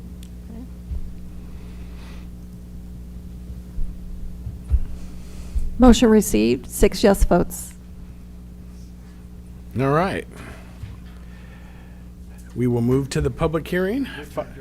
Public hearings, more public hearings. More public hearings. We love them tonight. We love them. 5A. Item 5A is adoption of resolutions approving the biennial budget for fiscal year 2023-24 and fiscal year 2024-25. And again, Mr. Castellon and Ms. Ong are here to give that report. If I may, good evening, Honorable Mayor Pro Tem and members of the City Council. Just wanted to provide some introductory remarks to our biennial budget, and then I'll turn it over to Patricia and Alvaro to present the comprehensive details of our budget. So I'm honored to present our biennial budget for fiscal year 23-24 and fiscal years 24-25. This budget not only reflects our commitment to be responsible financial management, but also embraces our shared vision for Garden Grove to be a safe, attractive, and economically vibrant city with an informed and involved public. We celebrate our diverse community and emphasizing our unique attributes while preserving our residential character. We have Finance Director Patricia Song and Budget Manager Alvaro Castellon that will be highlighting the further details of our budget. I'm proud to announce that our budget maintains structural balance, ensuring that the projected ongoing expenditures aligns with our projected revenue. The total all funds budget for fiscal year 23-24 is $381 million, while it's $373 million for fiscal year 24-25. The general fund operating budget amounts is $169 million for fiscal year 23-24 and $174 million for fiscal year 24-25. With the inclusion of some one-time supplemental requests, we are able to balance our 2-year budget by leveraging projected fiscal year 2022-23 surplus in the amount of $4 million. Above all, this budget demonstrates our dedication to the council priority areas, which is designed to uphold the city's guiding principles, enhance the well-being of our residents, improve the organizational efficiency, and benefits the community at large. These priorities include addressing homelessness, ensuring public safety, investing in our infrastructure, supporting economic development, strengthening our code enforcement, and celebrating the city's cultural diversity. Patricia and Alvaro will provide an in-depth overview of the biennial budget, focusing on budget priorities such as adding new positions to address council priorities, expanding funding for key city programs, reinvesting in our core infrastructure, implementing organizational restructuring to promote efficiency and succession planning in key leadership roles, to include the creation of 2 distinct departments, the Community Development Department and the Economic Development and Housing Departments. All of these endeavors have been accomplished while being mindful of maintaining reserves and strategically funding the city's comprehensive infrastructure policy. Lastly, I want to express my profound gratitude to the remarkable staff, especially with Patricia and Alvaro, for their unwavering dedication to preparing this budget. I also want to extend my appreciation to Amy Vo Janet Chung, Liz Cortez, Mina Yu, Victoria Chow in the Finance Department, and Anna Gold in IT and Graphics, as well as each of the department's budget coordinators for each of their contributions in preparing the budget material presented this evening. I'll hand it over to Patricia and Alvaro now to highlight the overview of our budget. Thank you. Thank you, Ms. City Manager, for the warm welcoming opening remarks. Honorable Mayor and members of the City Council, good evening. Thank you and everyone in the audience to be here tonight while we share our proposed budget for the next 2 fiscal years. This year's budget process has been a very exciting and positive experience for us in the Finance Department. It has truly been a collaborative effort from all departments with the clear direction from the City Council. We were able to identify the resources available to us, incorporate valuable inputs from each department, and strategically fund for key functions and programs that will have a long-lasting impact to our community. I'd like to start off by sharing some of the highlights of the fiscal year 23 through 25 biannual budget. First of all, what we are presenting to you tonight is a balanced budget.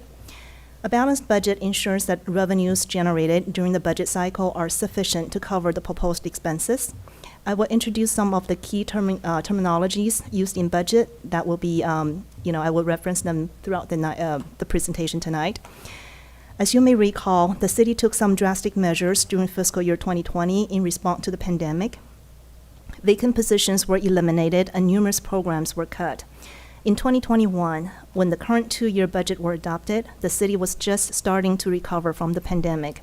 And with all of the uncertainties we were facing, we took a very conservative approach to slowly bring back a portion of the eliminated positions and provided some one-time funding for some of the programs.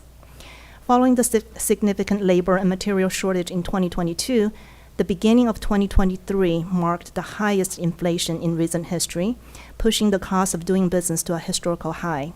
City staff across all functions has been diligently managing their budget to keep expenses down with creative alternatives. However, it has been evident that without additional staffing and funding, some much-needed programs will not be able to continue. Therefore, the departments got together with Finance and the Budget Committee, working collaboratively together to identify the immediate needs for the next 2 years. As a result, a total of 17 full-time and 2 part-time positions were added over the next 2 years, and over $300,000 per year in increased funding is included for various key community programs. I will go into more details when we talk about the supplemental requests. Another highlight of this biannual budget is the implementation of the city's new capital asset renewal and replacement policy. This policy was adopted by the City Council last June and to address the overall deficiency in funding for the upkeep of the city's various capital assets, buildings and facilities especially. Included in this biannual budget is a newly created internal service fund called Buildings and Facilities Fund, and this fund calls for a systematic collection of resources to pay for the needed maintenance and replacement. Last but not least, the proposed budget reflects a revised organizational structure. As Lisa mentioned earlier, the current Community and Economic Development Department will be separated into 2 distinct departments, and the Housing Department will be moved from the City Manager's office to the Economic Development and Housing Department. This allows better alignment of businesses and therefore promotes efficiency. Additionally, a deputy director position is created for each department to allow for succession planning. As you can see, substantial new investments were committed in the next 2 years. While we add those funding needs into our budget, we're also not losing focus on the growth limitation of our revenue base. The significant capital needs in the next few years for the development of our civic center, specifically the public safety building, and some of the other ongoing concerns, such as our pension obligation. Additionally, we are mindful with the overall economy, making sure that we have sufficient reserves to weather a potential mild recession. So before we dive into the budget, I'd like to go over some important terminologies related to the planning and development of the city's core budget, the general fund budget. The general fund is the chief operating fund of the city. Nearly 90% of the general fund revenue comes from taxes. This tax revenue is the cornerstone to fund for essential city services, including public safety, community services, public works, and economic development. A city's credit rating is largely dependent upon the fiscal health of its general fund. In 2019, the City Council adopted a general fund reserves policy, and every budget cycle since then, the appropriations are planned carefully following this policy and based on that year's revenue sources. You will be hearing us talking a lot about baseline budget. So what is a baseline budget? It is a budget reflecting the current operations with no additional funds allocated for new programs or increased service levels. In a year with high inflation such as this year, and some existing programs will be negatively impacted if we were to follow a baseline budget. The city has been operating on a baseline budget status for many years due to the revenue constraints. We passed our sales tax measure in 2018 and started collecting the 1 cent additional tax in April 2019. However, just a few months later, the pandemic hit. Our hotel visitors tax suffered 18 million loss in one single year. It isn't until this current fiscal year that we anticipate our revenue can resume to normalcy. We believe now it's the right time to adjust our baseline so that programs can continue and deferred maintenance can stop. So there is a term called supplemental request. In the beginning of the budget cycle, we asked all of the departments to submit requests above their baseline to the extent to meet their operational goals. And we call them supplemental requests. They are prioritized by the requesting department based on their strategic plan and the council priorities. When the budget team evaluates these requests, we separate one-time from recurring items and determine if the existing revenue base is sufficient to cover the recurring costs. When ongoing costs are completely funded by current revenues, we say that we have a balanced budget. A balanced budget is the goal for the general fund, and it demonstrates fiscal stability. When ongoing costs exceeds current revenue, one-time money or fund balance will have to kick in to balance the budget. Our reserves policy set aside 2 months' worth of operating revenues as stability reserves. This protects certain amounts of fund balance from being tapped into by excess appropriation. The city has been very diligent in managing its general fund spending, and we are happy to report that we follow the same philosophy with the development of this budget. So this slide illustrates our budget development process. All started with the council priorities. The City Council conducted a workshop in March and identified 6 priorities. These priorities became the focal points for departments to evaluate and propose their budget requests. At the same time, the Finance Department established the baseline budget for each department. The goal is to match available resources with funding needs. When developing the baseline budget, we include all mandatory costs with necessary escalators, as well as the needs for various internal service funds. The final step is to include the supplemental requests. The budget team worked closely with each department to gain an in-depth understanding of each request and their impact to the department as well as organizationally. We also evaluate the funding availability, and the departments meet with the budget committee to go over this request, illustrate how they meet the council priorities and how they can effectively deliver the services the community anticipates. So let me start with the first step in the budget process, council priorities. A total of 6 priorities were called for by the City Council at the conclusion of the March workshop. 4 priorities are considered Tier 1, which includes homelessness, public safety, economic development, and support for local businesses and infrastructure. Tier 2 priorities are code enforcement and celebrating Garden Grove's cultural diversity. All of these supplemental requests are aligned with one or more of these priorities. Some are fairly straightforward, such as adding a code enforcement officer. Others are weaved into existing programs with added funding, such as initiatives promoting cultural diversity. For the next fiscal year, the city will be participating in Hanson World Business Convention, for example, and in October, the Airran Festival will be hosted in the Garden Grove Park with approval of earlier action by the City Council. The Senior Center will also put on a week-long program to celebrate the International Week in January of 2024.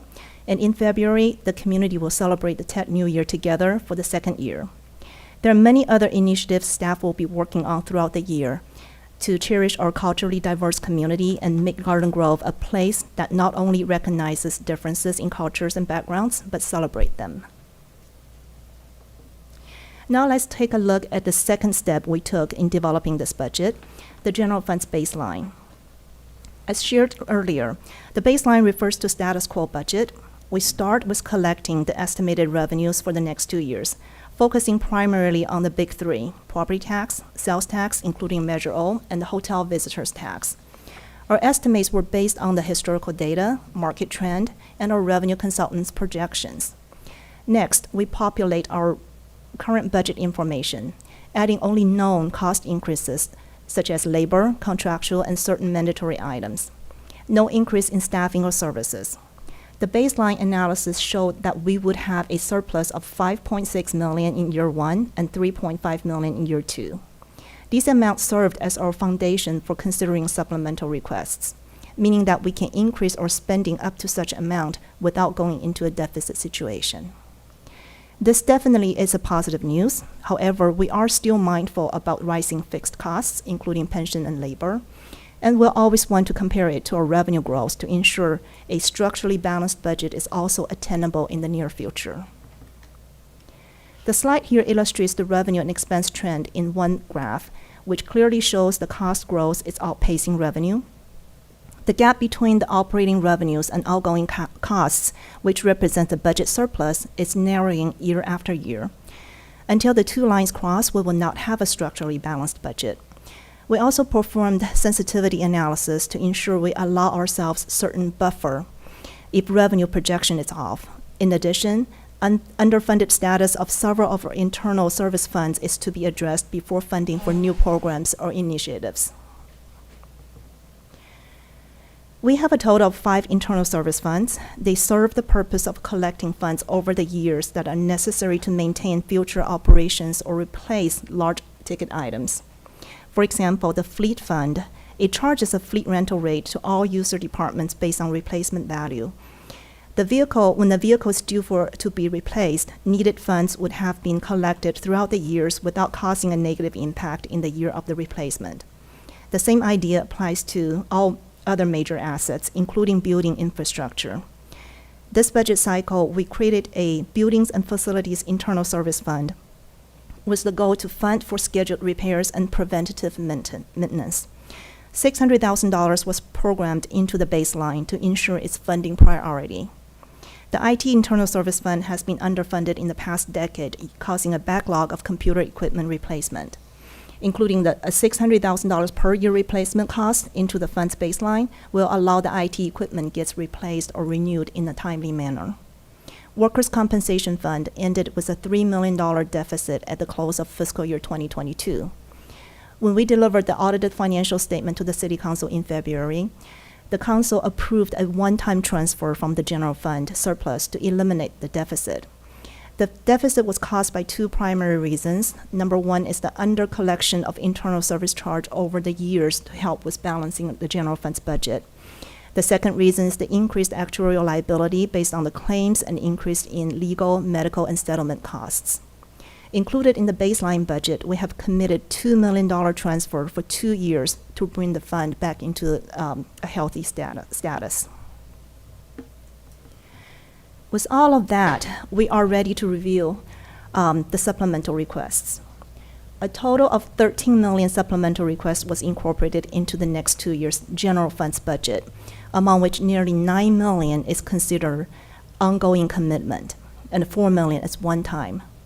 The 9 million recurring costs are funded by current year's revenue, which was derived from the baseline scenario. Therefore, we consider our proposed budget structurally balanced for the next 2 years. The one-time funding needs are supported by anticipated current year general fund surplus. Now let's take a look of all the supplemental requests that's being included in this proposed budget. So again, the recommendation of these additional funding requests are based on how effectively they can meet the council established priorities. A total of $26,000 was invested in the ongoing effort for automation. $16,000 is for public works field staff and $10,000 for self-service kiosk at the City Hall lobby. The kiosk will be programmed with multiple languages, including Vietnamese, Spanish, and Korean. Included in the capital improvement plan budget for the next year is an $800,000 investment in citywide channel repairs. The Public Works Department conducted a condition assessment of various channels owned by the city and identified major repair needs. Timely addressing the issue will prevent further deterioration of the channel and reduce risk factors. Another $450,000 was for certain landscaping projects as stipulated by a development agreement. As mentioned earlier, in response to the community needs and council direction, this proposed budget has increased funding for several community programs, including the Garden Grove Teen Action Collaborative Program, the Garden Grove Gems, the Police Explorer Program, as well as improvement to the holiday lighting infrastructure, which is used in one of the city's signature events, Winter in the Grove. In an effort to ensure the city's revenue base is protected, included in the proposed budget is funding for cost recovery and revenue audit services. We piloted these services in the current fiscal year and had seen much success. These initiatives will be continued into the future years. With the expansion of the police workforce, additional equipment needs are necessary. In the proposed budget, we have slated over $155,000 for police equipment acquisition and replacement. Park vandalism has become a very costly issue for the city in recent years. The proposed budget is allocating over $10,000 to have security cameras installed at the city parks. An additional $100,000 is designated for Main Street electric box maintenance, which was previously funded by one-time grant money. As highlighted in the beginning of this presentation, in this budget cycle, we have added 14 new full-time positions and converted 3 part-time positions into full-time, with a total of 17 new full-time positions. 5 positions were for Community Development Department in response to the community needs for speeding building inspections, enhanced code enforcement, and quicker turnaround on plan checks. A total of 2 building inspectors are added, 1 in each fiscal year, and an additional code enforcement officer and planning aide is also funded to meet the department's operational goals. In the Economic Development and Housing Department, a total of 3 positions are added, 1 of which is designated for the housing. In IT, we have added a senior cybersecurity analyst position in the 2nd year to address the ever-increasing cybersecurity issue all municipalities are currently facing. For the police department, due to the success of our joint program with the Garden Grove Unified School District, we're adding another school resource officer to the program. GGUSD will be reimbursing 100% of related personnel costs, and the city is responsible for the vehicle, equipment, and other related costs. With this addition, there will be a total of 6 school resource officers. We are also adding a public safety dispatcher position next year in anticipation of future retirement and to ensure continuity of this critical function without being interrupted. Public Works will bring on 5 additional positions across all of their operations. An animal control officer will be added to enable a 24/7, 365 operation. A maintenance repair worker is needed to launch the new building inspection and preventative maintenance program. 2 street maintenance worker positions will be added, 1 in each fiscal year, to carry out much-needed street, tree, and flood control channel maintenance work throughout the city. Additionally, a part-time parking control specialist position will be converted to a full-time to carry out more responsibilities. With all of the new positions, of course, HR will need the help, so we are proposing to upgrade the part-time clerical assistant position to full-time for the Human Resources Department. With the addition of 2 part-time Public Works trainee positions, a total of $2.8 million in personnel costs is added to the baseline for the next 2 years. A detailed listing of these additional positions is included in a separate handout. Okay, I think we're ready to take a look at the general fund's proposed budget for the next 2 years. Total projected revenue for fiscal year 24 is $167 million, and a total recurring cost $166. For year 2, total revenue is estimated to be $172 million, while total recurring costs are $173 million. So total operating revenue for year 1 is sufficient to cover that year's recurring cost, and the estimated excess revenue over recurring costs from year 1 would be carried over to cover the shortage for year 2. And looking at both years, we are able to have a structurally balanced budget. As mentioned earlier, for the one-time cost totaling $4.3 million, we will be using projected surplus from the current fiscal year to fund for it. Again, the math is simple here, but I just want to assure you that staff had performed much analysis to bring a balanced budget forward, taking consideration of market condition, revenue and cost fluctuation, and margins of error on assumptions. We feel confident that the scenario presented to you tonight are conservative and allow ourselves the ability to adjust our spending plan under unforeseen circumstances. So, to ensure the fiscal health of the city, again, it is important for us to evaluate whether we can achieve structurally balanced budget when formulating our spending plan. This diagram here provides a more straightforward view on how we determine if a budget is structurally balanced. As mentioned earlier, we anticipate revenue will exceed recurring expenses in year one, and the excess is sufficient to cover the slight shortage between year two's revenue and recurring expenses of $1.4 million. As we've done in the past, we will make adjustments during mid-cycle review and bring a proposed amended budget for year two to you next June. So this is the proposed general fund budget by category. As shown on the pie chart, public safety expenditure continue to occupy nearly 70% of the entire general fund's budget. Public works takes about 13%, community development, economic development, and community services each take about 4%. City administration includes city manager's office, city attorney, finance, IT, and HR. Combined is about 7%. And there's about 1% for capital projects and debt service. Next, I will ask our finance manager, Alvaro Castellan, to present the proposed budget for all of the other funds. Good evening once again, Mayor Pro Tem, and members of the City Council. The table here on this slide excuse me, outlines our operating budget for fiscal year 23-24.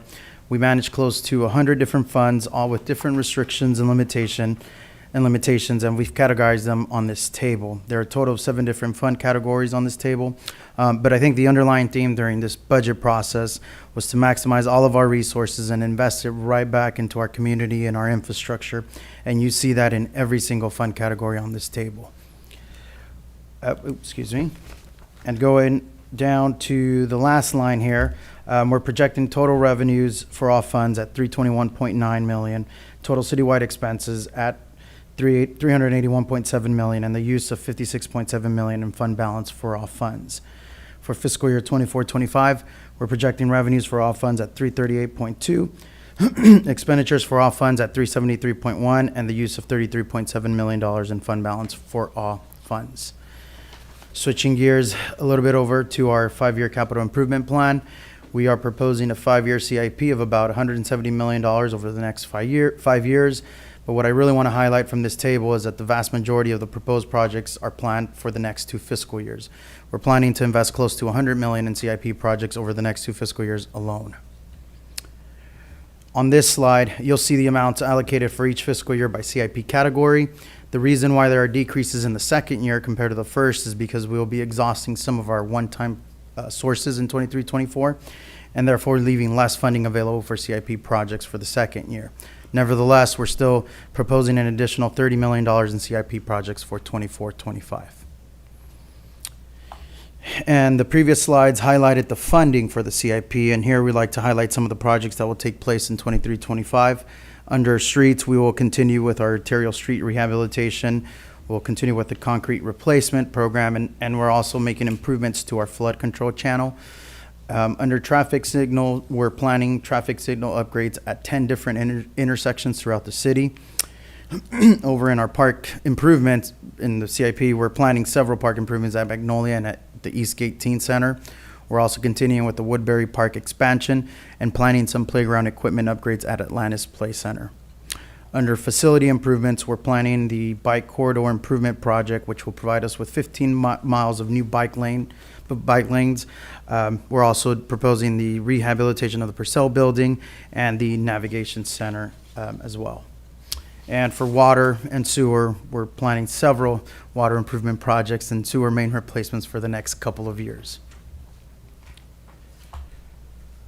For the community services user fees updates, one of the things that we're trying to achieve within the next couple of years is to look at our current fees across the city and make adjustments to achieve full cost recovery whenever feasible, with the intention of achieving cost recovery without it becoming a burden for our residents. The community services staff had started to look at their fees earlier in the year and did a wonderful job in proposing a restructuring of their fees to achieve full cost recovery and to standardize how they assess their fees. The current fee structure for some fees has not been updated in over 10 years. So since the last review, all wages have significantly increased over the past decade. And just to put it into perspective, 10 years ago, the minimum wage was about $8 an hour, and today's minimum wage is $15.50 an hour. It has almost doubled since then. So what are we proposing? Well, we're proposing to standardize all classifications to be consistent across all sections of the schedule. This ensures that all facilities and rentals operate under the same set of regulations and fee structure. And we are proposing some fee increases. These were based on two major factors. The first was actual costs for providing the program, including labor costs, contractors, materials, and supplies. And the second factor was a survey of multiple cities in Orange County that are comparable to Garden Grove. Our goal was to be somewhere in the middle to lower middle range of the compared cities.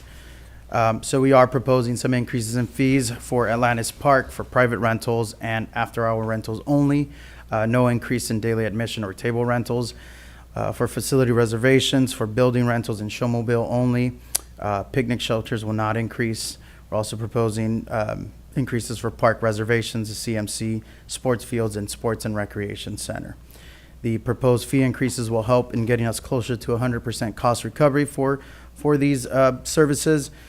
And with that, that concludes my part of the presentation, and I will turn it back over to Patricia. Thank you, Alvaro. So, can you turn to the next slide, please? Yeah. Here is a very quick recap of our proposed biennial budget. Citywide, we are proposing a spending plan of $382 million for year one and $373 million for year two.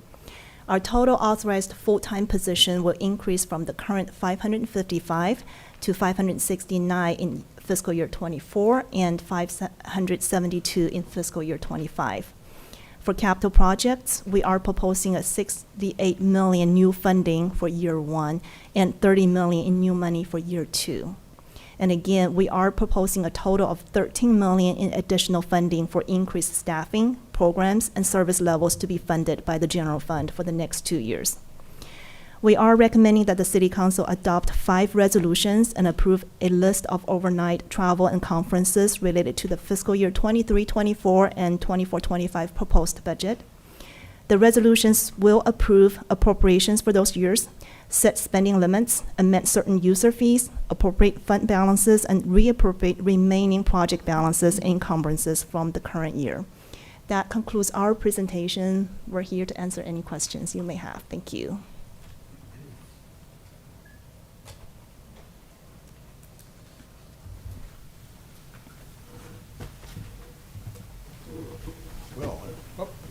Back on.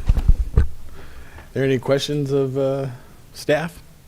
That was exciting. Very good. I know we all received this Yeah. a couple of weeks ago, and we had a closed session. Yeah, so we're very well versed We're in- very well versed in this, so I guess we'll open up the public hearing. And is there anybody in the audience wishing to speak on this? I see 2. Let's call up Mr. Sisk. Leland Sisk, come on up.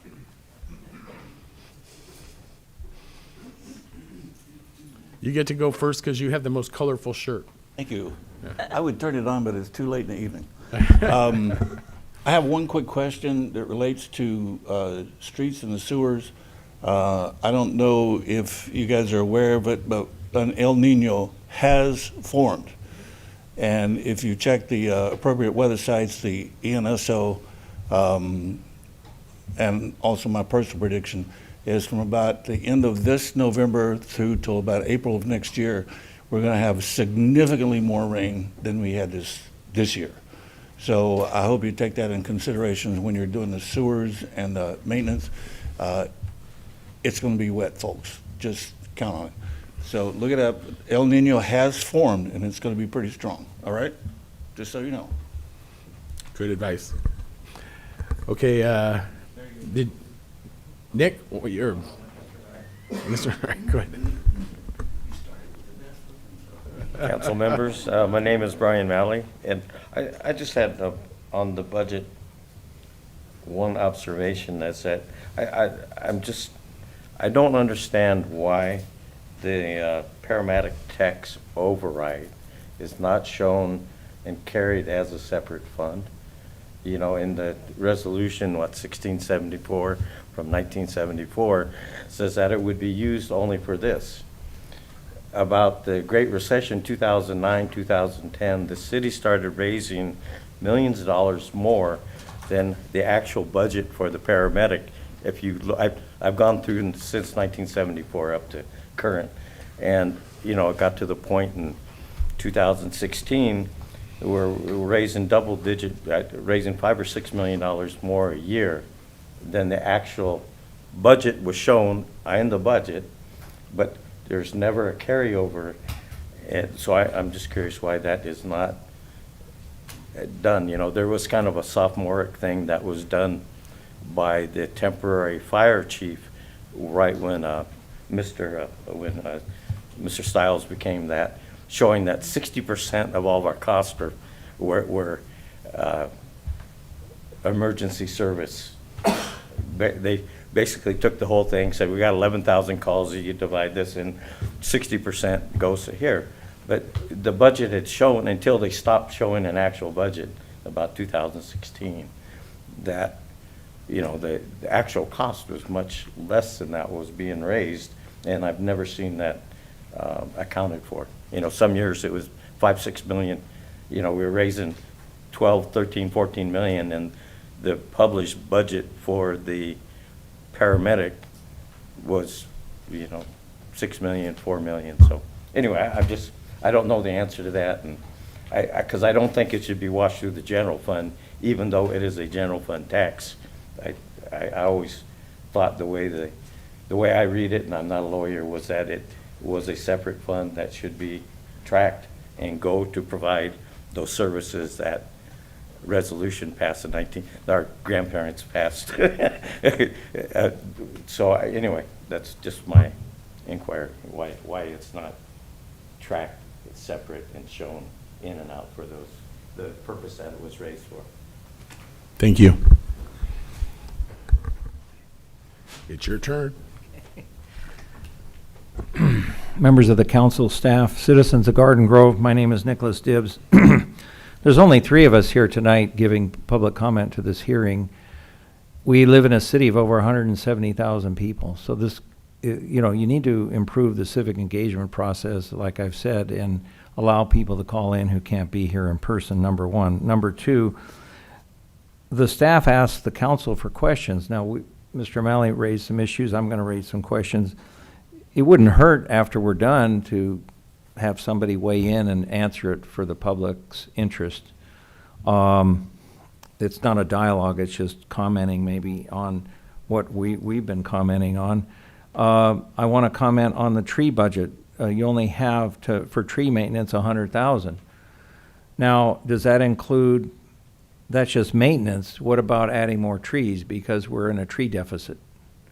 Anybody looking at the numbers, we're at 1% for, as I put in the email in my general public comment from Mr. Durfee's feedback, is we don't have enough trees. We're at 1% of Garden Grove is in green space. We're way below what other cities are at.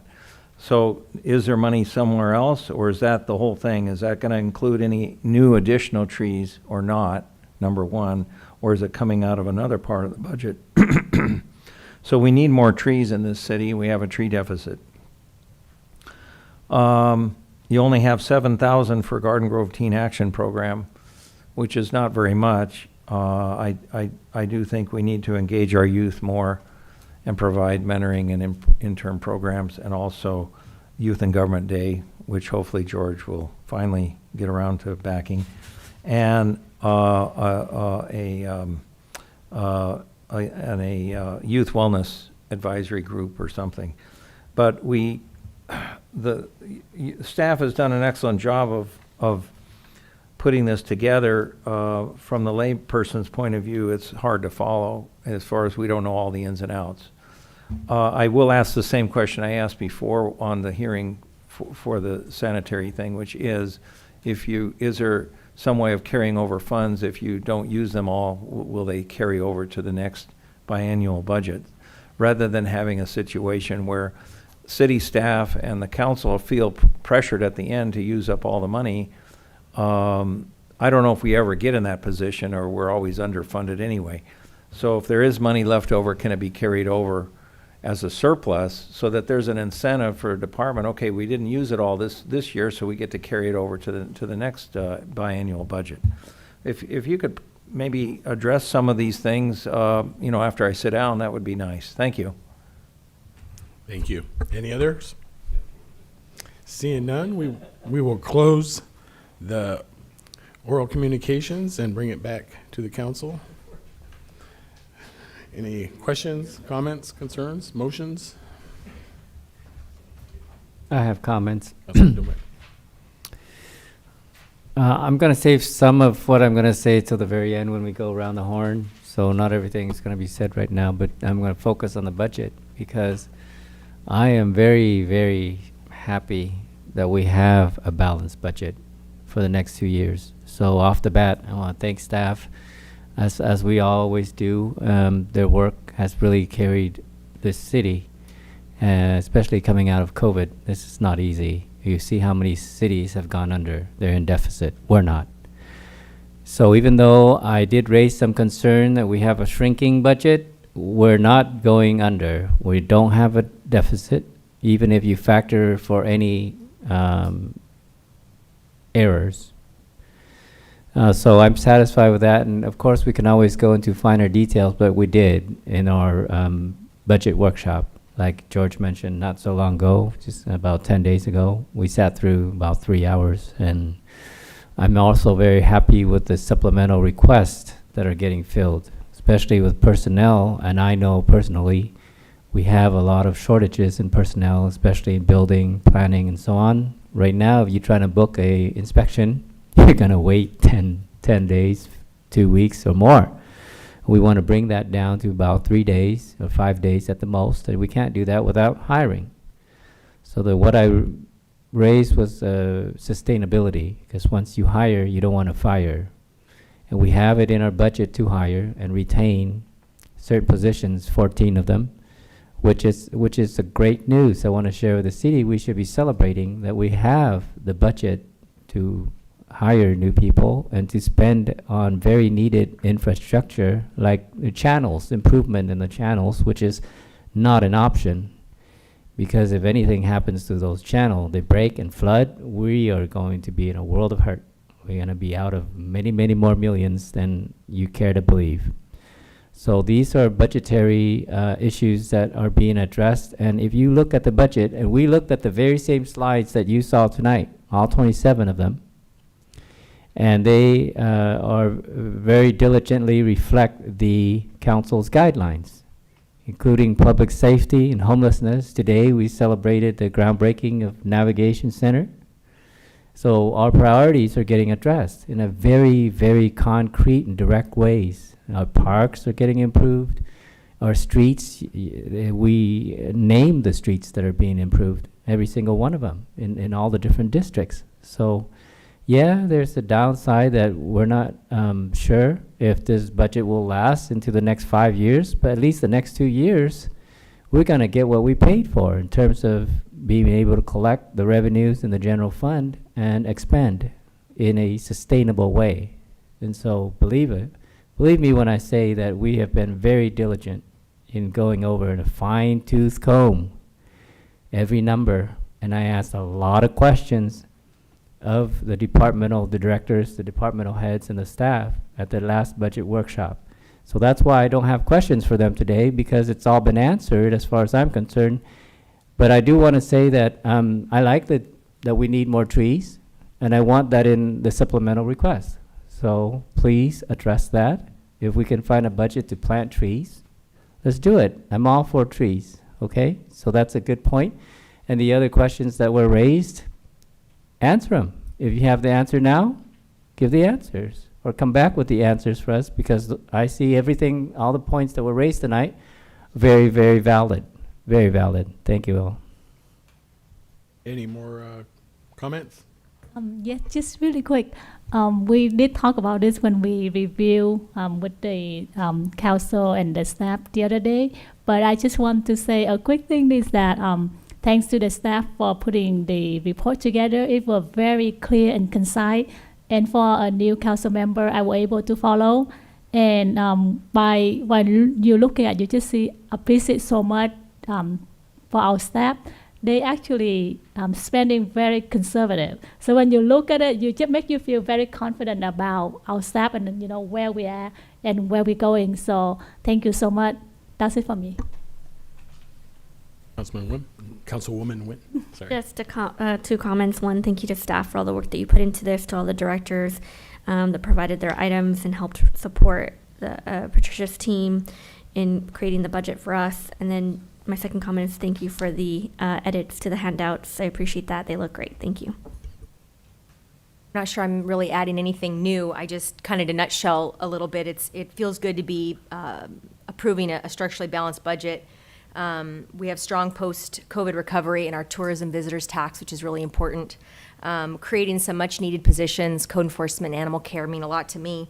And just pinpointed and targeted council priorities that we're seeing play out and really being pinpointed in the direction that we've chosen. That's homelessness, public safety, economic development, our business community, and so forth.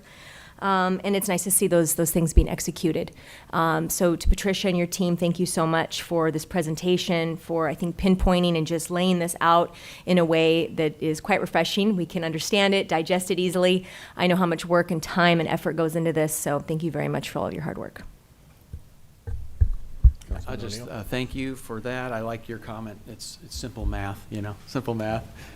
$600 million or so. Not so simple. Not so simple, but a balanced budget, tremendous. What I like and I saw in the pie is over the last 4 years or so, obviously our budget is growing and it will continue to grow.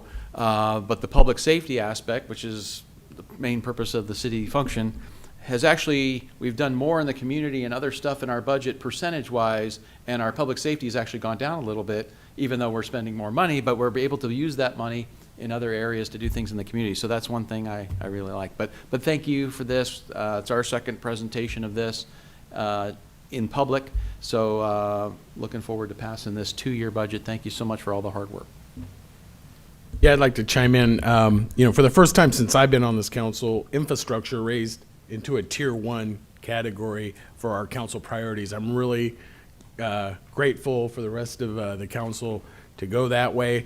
Some of our streets are in really bad shape. Those flood control channels, I mean, we had some experience about 20 years ago on the west side with one of those collapsing and flooding out a bunch of homes, and it was ugly. So we don't want a repeat of that. So we'll get those flood control channels taken care of. The streets, the alleys, the bridges. It's nice that they're going to get some love. So I'm real happy with that. I also want to thank Patricia Song and her team. Did an outstanding job as usual on this report. We were able to digest it pretty easy, and thank you very much for that. And with that being said, I'll entertain a motion. I'll move it. I have a motion. I have a second. Let's call for the vote.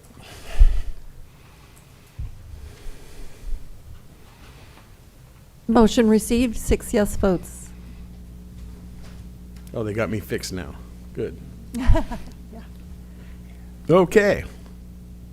Oh.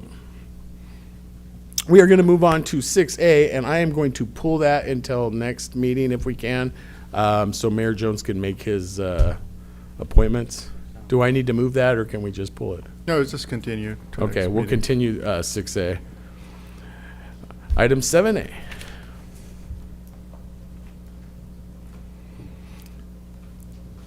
Item 7A is introduction and first reading of an ordinance to adopt the paramedic tax override rate for fiscal year 2023-24. And this ordinance is entitled An Ordinance of the City Council, the City of Garden Grove, establishing the amount of money for paramedic services that must be raised by an ad valorem tax override and the setting of the tax rate of said override. And Ms. Song will be providing that report. Can you say that 10 times real fast, though? Thank you, Madam Clerk. Good evening again. I promise this is my last item tonight. So this item before you is an ordinance authorizing a tax override for 8 cents per $100 of assessed valuation of taxable properties within the city of Garden Grove. This is an ad valorem tax. It was originally approved by our voters in 1974. The tax is designated to help fund the ongoing costs of paramedic services provided to the community. In 1974, ballot measure set a limit to this tax at 10 cents per $100 assessed valuation, and the proposed rate for the upcoming fiscal year is 8 cents, and it has been the same since 2017. So the paramedic tax levy is necessary to fund for the paramedic services, which is currently provided by the Orange County Fire Authority. We estimate that the paramedic tax revenue for fiscal year 23-24 will be about $14.9 million. To levy this tax, government code requires the city council to set the levy annually by ordinance or resolution. This is why we're here tonight to ask the city council to introduce and conduct the first reading of the ordinance, and it's titled Establishing the Amount of Money for Paramedic Services That Must Be Raised by an Ad Valorem Tax Override and the Setting of the Tax Rate of Said Override. This concludes my report, and I will answer any questions that you have. Do we have any questions of staff? Okay, seeing none, we will open up the public hearing. No, wait, I'm sorry. This is not a public. We have so many public hearings. I know, I'm just getting used to that. I'll just make a comment and then I'll make a motion. So the rate hasn't changed since 2017. It was a ballot measure back in the day. It pays for those services. I'll move to approve it. Okay, we have a motion, we have a second. Let's call for the vote. Motion received, 6 yes votes. Moving on, 7B. Item 7B is award a contract to RJ Noble Company to provide material, equipment, and labor for residential streets rehabilitation 2023, city project number CP 136-2023, and Mr. Murray is here to give that report. Thank you, Ms. Pomeroy, Mr. Mayor Pro Tem, and members of the council.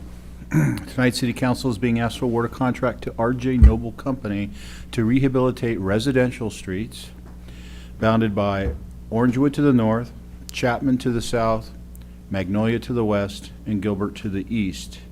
There is a map attached to your staff report for your reference. In general, the rehabilitation work will include, but not be limited to, cold milling of the existing pavement and replacement with an AC overlay, slurry sealing, restoration of traffic signing and striping, and other pavement markers, and the reestablishment of the centerline ties and monuments. All this work is to be completed at a cost of a little over $1.2 million. Staff received and opened 4 qualified bids on May 17th of this year, and staff found that RJ Noble to be the lowest qualified bidder. Should council decide to award the contract tonight, the contractor can begin work in July and should be complete by Halloween. This project was included in this year's capital improvement plan and will be paid for with community development block grants and gas tax. This concludes staff's report, and I'm available should you have any questions. Do we have any questions? I think this is your district, Yeah, right, no John? You question. probably wanna... Yeah, no questions, but you're going to have some very happy folks in that block because a lot of those areas need some love. So thank you, Bill, for that, and looking forward to getting that done before Halloween. And I'll move to approve it. I have a motion. Any, Yes. Okay, we have a motion, we have a second. Call for the vote. Motion received, 6 yes votes. Okay. And we are now into matters. This is great.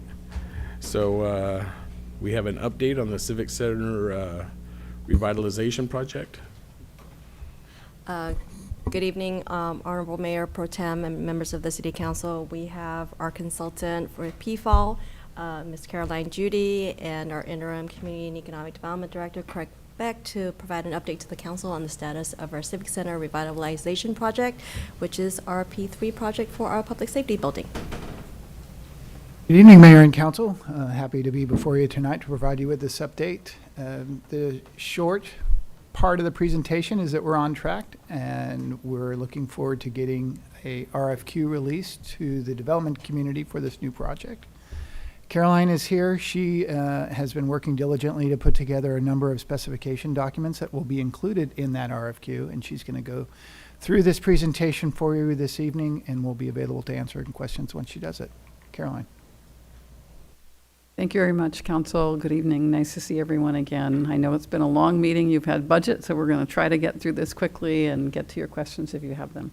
So a lot of work has been going on the project. Just to remind you, we are currently in phase 2 of the project. Although it says you are here, we're actually towards the end of the phase 2 you are here and heading towards phase 3. A quick recap of our phase 1. We met with your council and we did community outreach to talk about some of the goals and objectives for the project. We looked at the Dewberry's report. We updated the program and validated the program. We, based on that program evaluation, looked at the locations within the Civic Center, looking for the most optimal location for the new facility, the park, and the parking structure. From there, we looked at site massing, the relative heights, compared that to other buildings in the surrounding area. We ran a preliminary cost estimate, and then based on your direction at our last briefing, we have been looking at the design, build, finance delivery method. So that was our phase 1. We brought forward some concepts on visioning, trying to address some of the things that we heard both from your council, the community, and from public safety about wanting to see more transparency, more welcoming, open to the public type of structure, more interior daylight and views, looking at exterior spaces for not just the community to gather, but for staff to have reflective spaces for the public safety staff, and then ways of sort of softening the building exteriors, the parking structure, et cetera, using cladding and some creative methods with lighting as is shown in this picture. Again, on visioning, just some concepts that again echo that the safety concerns, security concerns, but also creating a welcoming environment to the public. Our current status, and this is where we are right now, a lot of work has gone on. The CEQA process has started, program evaluation or program definition underway with the project description, and we'll be moving forward with a schedule with that coming out soon, the community engagement that's associated with getting through the CEQA process. We did a fairly extensive request for information out to the market, and had 11 responses from very large and well-placed firms. A lot of interest in this project. We've summarized that response information and provided it to you. We are spending a lot of time right now working on the request for qualifications and the performance specifications associated with that RFQ. And then our next phase here is looking at the evaluation criteria of the RFQ. We are continuing to work with Lisa and her team, the city manager and her team, on the financing for the overall project. And then community engagement never stops. It's something that we do continuously and are very committed to. You have a great website. There's a number of events that are coming up, and we're continuing to work on that. So, as I mentioned, community outreach, here are some of the summer events where we will have staff will be present, and they're gathering input from the public about the new facility and capturing all of that, and that information is all being put onto the website. So for CEQA, we have, as I mentioned, got the project description, the project CEQA is underway, the tribes have been noticed, and the technical studies on various aspects that are needed for CEQA are in process. I want to spend just a little bit of time on the request for information and the market sounding. The most salient thing that we received was there's a lot of interest in this project. You have a number of firms, as I mentioned, there were 11 that responded. They're all actively engaged and watching what's going on. And so that's a good indicator that we will get competitive pricing, which is what we are striving for as we go to the RFQ. We spend a lot of time trying to understand and hear from the firms about how they maintain cost control. And one of the principles that we are bringing to the project with our team is an open book process where every step of the way we are looking at their costs. So through the design and construction process, we are looking at their costs and we're evaluating them against market prices on a line-by-line basis. So that's really important, and all of the firms that we spoke with were committed to that open book process. So that's a really important thing to make sure that we are getting value for the taxpayers. And I won't hit on all of those, but those were a couple of the things that I wanted to stress in this slide. So as I mentioned, we have, as part of our team, we have HOK, which is our architectural advisor, Altus, which is assisting us with some of the performance elements, and then we have DARM Consulting. And DARM is our cost estimating expert. They do over 300 projects a year throughout the U.S. and nationally. Internationally, and so they are the ones who are really going to be with us side by side through the process that we're embarking on now, once we get bids in, and then as we move through the exclusive negotiation process and into design documents and construction documents, they will be challenging the cost estimates that are coming from the awarded developer. We get that point. Currently, there's a lot of work going on. A lot of it's very focused on the documents that we're putting together for the request for qualifications, the performance specifications, fairly detailed. Then the exclusive negotiating agreement, we're working on that with our outside counsel and with the city attorney. And then also the development agreement, which will be the key document really defining how the project gets done. So as I mentioned, performance specifications, it's a pretty detailed document describing things, everything from airflow to security to entrances and stairwells and elevators and all of the specifications that we expect so that we can hold the developer and both communicate to the developer what are the city's expectations for the performance of the building, not just the building, but the parking structure and the park. So that's all included in that performance specification. Very outcome focused. So as I mentioned, here we are finishing up really phase 2 and moving into close to the launch of the RFQ, which we anticipate in August, and moving on from there. So your questions. Thank you.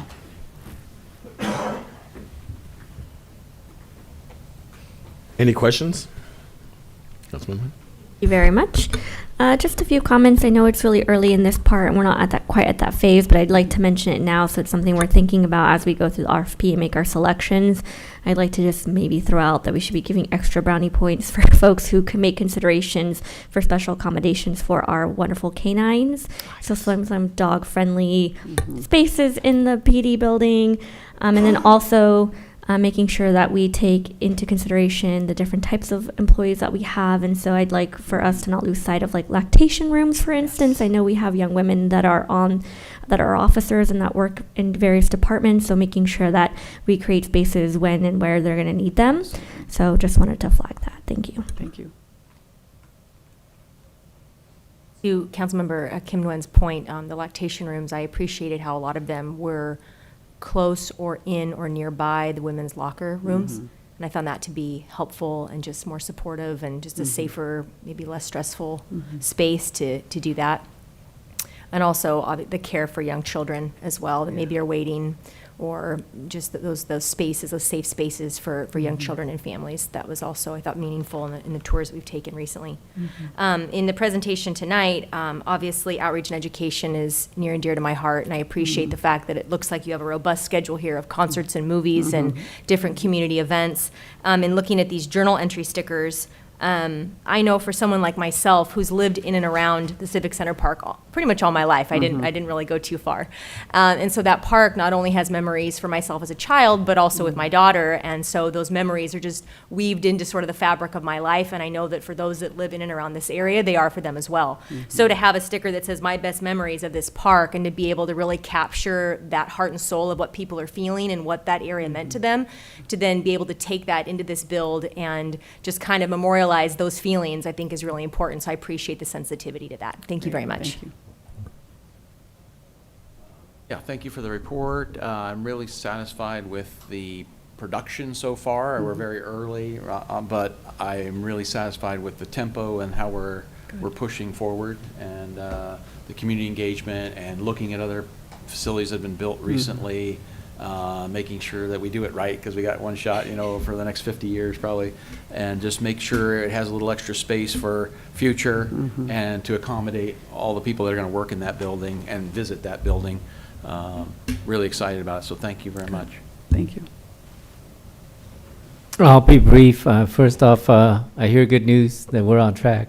We are on track. So that's cause to celebrate right there. And we're in phase 2 and getting ready to move to phase 3. So we're good as for the timeline and the budget. There's no cause for concern. We're within budget, and we're being very conservative. And I'm really watching that we don't have cost overruns that we didn't anticipate. So that's good news that we're within everything that we've laid out in our vision. Council and our Mayor Pro Tem has already expressed their different weighing in on the design and what features would help not just the staff there, but the public that's going to be accessing those buildings. And I want to tour with our city manager some buildings, especially the Orange County Supervisor building, which I mentioned to Lisa, that it's PFAL that also was the consultant on that. And then I've been inside that building. It's really something to be had. So I really want that here, if we can incorporate some of those design features. And I love public spaces for public art. So we're gonna have memorials on site. We're gonna have public art, and that's what I'm big on. So I wanna reiterate that, and see you in a couple of months, and we'll get more update, and hopefully we'll have more good news. Thank you. Thank you. Will be really quick. So Councilmember Stephanie already mentioned about the upcoming city event. And my message to the resident is that this project is something that's going to be big for our city and going to be iconic. It's going to be there for many years. And so for residents that want to get more information, this is the places where they could learn more, right? At the concert in the park, movie in the park, and you will have the booth for the community to learn more. So I just want to pass a message to our residents and ask them to come and join and talk to our team at the booth and get more information. Thank you. Thank you. And I, again, appreciate all the work you guys are putting into making this happen in our lifetime. I know it's been many moons that this has been envisioned and talked about and discussed, and then we started moving forward, and then COVID hit, and so anyway, thank you for all the effort that you put forth so far in this, and we look forward to your next report. Great, thank you. So I would just like to add one thing to the presentation this evening, and that is kind of an expectation of the timeline going forward. So our goal is to be before you, hopefully by the end of July, early August at the latest, with the finalized RFQ that would then, with your approval, be put out on the street, so to speak, so we can get responses from the development community. We would then analyze and interview those developers that respond to the RFQ, and then come to you in the fall with a recommendation to move kind of from that selection phase into the exclusive negotiating phase. That development team, along with city staff and PFAL, would go through, and the attorney's office would go through and finalize all the negotiations necessary. We would develop an initial pricing, and then come back to council with that price verification, with a development agreement and a funding plan, and then that would kind of be that final decision point from a council perspective. And we would move from essentially that decision point into the final design and then construction. Yeah. Well, thank you very much. Thank you. Okay. City Manager, do you have anything? Oh, I guess we should go around the horn, huh? We'll go ahead. John? No, nothing. Councilman Tran or Yes, Councilman Tran? sir. As a library advisor board representing for our Garden Grove City, I attend the second quarter. And during the meeting, they want us to approve the budgets, but they did not give us the detail. And so I asked, okay, what is our role? So they said that we would give recommendation, what to put in there. And I said, I cannot, if you just want me to come here and just say yes, then I'm not gonna do that. I'm not gonna waste the time. So after I brought up my concern, there was Supervisor Foley, and she felt the same way. And there was another city council member felt the same way, that we came to vote for a budget for the year, but the whole year, but we don't see the detail of what is it about. So at the end, the three of us vote absentee, right? No, abstain. Yeah, abstain. So I just want to bring the report back to our city, and the reason why I vote that. And so after that conversation, they said they're gonna send us some information about what the budget about, but I did not feel comfortable just to vote something that I didn't see. And so, yeah, I mean, like if there is opportunity for us to get some money to help our residents to enjoy more activity at the library, we would love to see that, but not seeing that, I did not feel comfortable. So that was the first one. Second, at the library, they have the activity Grab and Go from June 15 to July 23rd. Any children from 18 or under will be able to go there Tuesday to Friday to get free meal. So anyone, you just come, you don't have to sign up anything. Come, they will have activity. So that's it, I want to pass it to our residents. Please come, enjoy, have fun, visit the library, and just have a free meal. Next one is, the last couple of days we've been going to ribbon cutting for September, the Boba Play, right, and the Multicultural Center, and many other businesses that we try to promote and help out. One of my goals is trying to support and help the businesses. And so I just feel like our city have many great programs, the 25,000, the 50,000 loan, and etc. But there's some businesses that still don't know about that. So I went and talked to the Chamber of Commerce. We talked for 3 hours. But so one of the things is that the Chamber of Commerce tried to revise their membership, like how people pay, how much you pay, and what you get. But for businesses out there, if you need help or if you want to get more resources, please reach out to our city. We have many great programs. Or reach out to the Chamber of Commerce, and I will visit more of the business in my district. I have been doing that, but I want them to see that the resources from our city that really good. They just have to call, make a phone call, or reach out to someone. And then the last item is about the park. I know I talk about the park every time, but so over the last week, I met 2 different individuals, one at the church, and they were asking, Councilmember Cindy Tran, what are we doing with the park? And oh wow, I didn't know that he actually watching this and pay attention. And then just happened the same day I went to another location, and one of the dads were asking, oh, are we doing anything with the park? Did we get any money, etc. So then I was surprised that people actually pay attention, wanting to know the progress. And so I did talk to every time I see a representative, a senator, or anyone that have the money up there, I always ask them, and they said, yeah, you ask your staff to put in the request. So I did talk to our city manager, Lisa, and I know that our staff is working on a plan, so that way, a design, so that way we could, when we send the request, but I'm planning to write letter to all of them with our report, just so that they know how much it's gonna cost, and hopefully we will make some progress. But last week, I attended the deployment of the 40th Division Infantry at Los Alamitos, and there I met a couple of the senators, and include Michelle Steele, and I mentioned to her about that too. She said, yep, tell your staff, send it up, and we're gonna take a look. I'm gonna keep asking until someone, asking them, and then they have some money out there. They're gonna, hopefully, that will come to our city and to fix or make our part better. I think that's it for me. Thank you.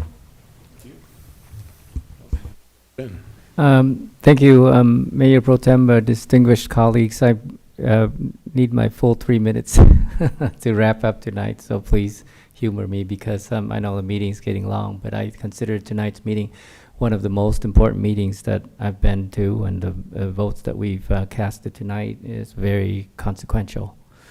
And I guarantee our residents whom I'm speaking to, because I've assumed that Channel 3 GGTV will provide the caption and everybody can view from their home, that in our budget the next 2 years, there's something for everybody.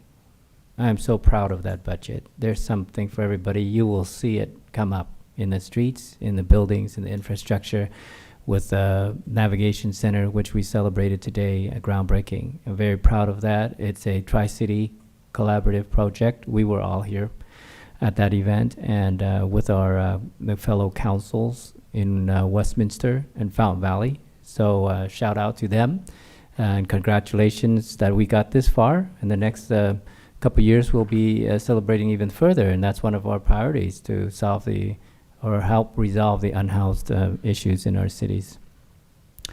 But I want to start on a positive note tonight. I was very, very proud of all the young people that came in here, Pacifica High School's varsity softball team, and also the high school's NJROTC program. I see all these young people and how supportive family and community has been for them.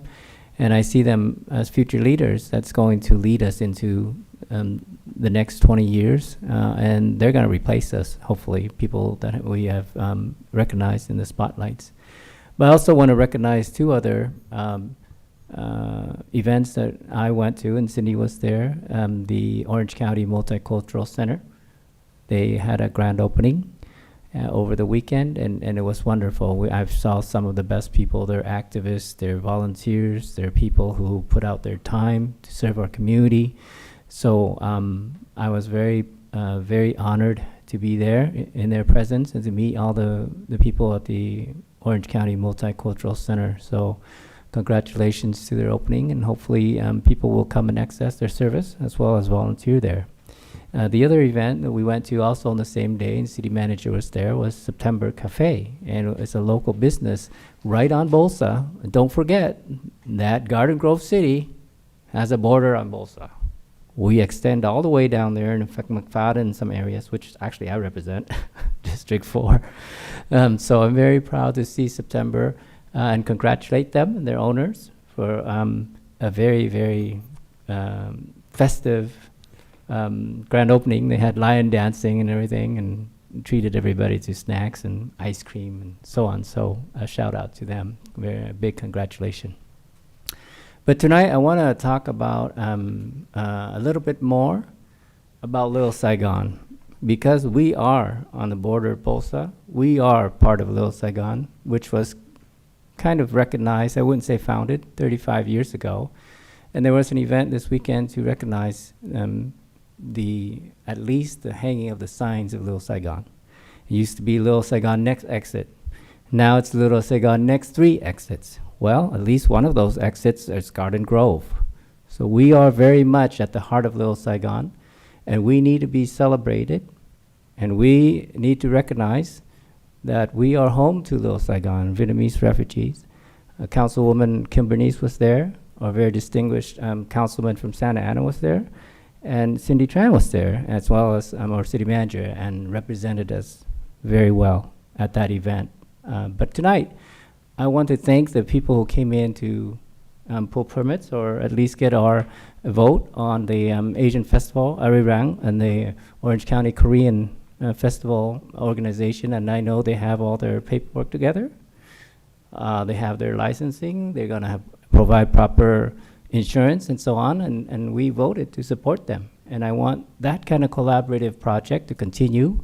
We want to internationalize. We want the many communities to unite and work together.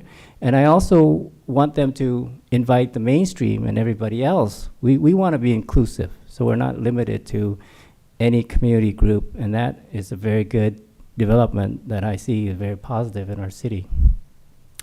So with that, I just want to wrap up on the budget, which again, I think we need to celebrate because we're not going under. We're coming out of the COVID very strongly, and that's thank you to all of you. I've just been here a few months, but that goes to the previous council and everybody that's been here on council, and you guys did a great job. And I think that is something to be proud of, and thank you all for staff for providing a very, very itemized budget.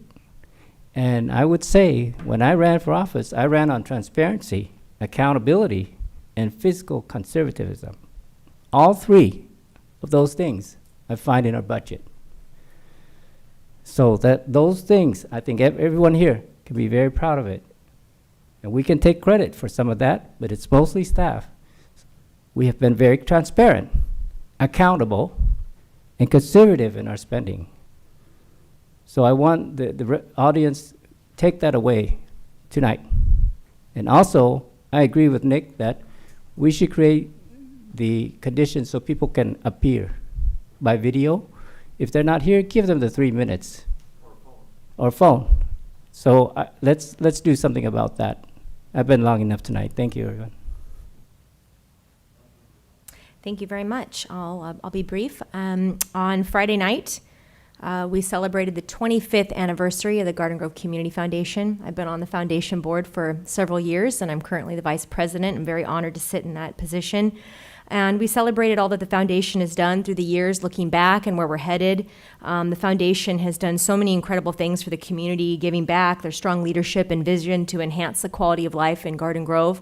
So the community concert was very fun. My colleagues, Councilwoman Kim Nguyen and Cindy Tran were there. We had a lot of fun with the photo booth as well.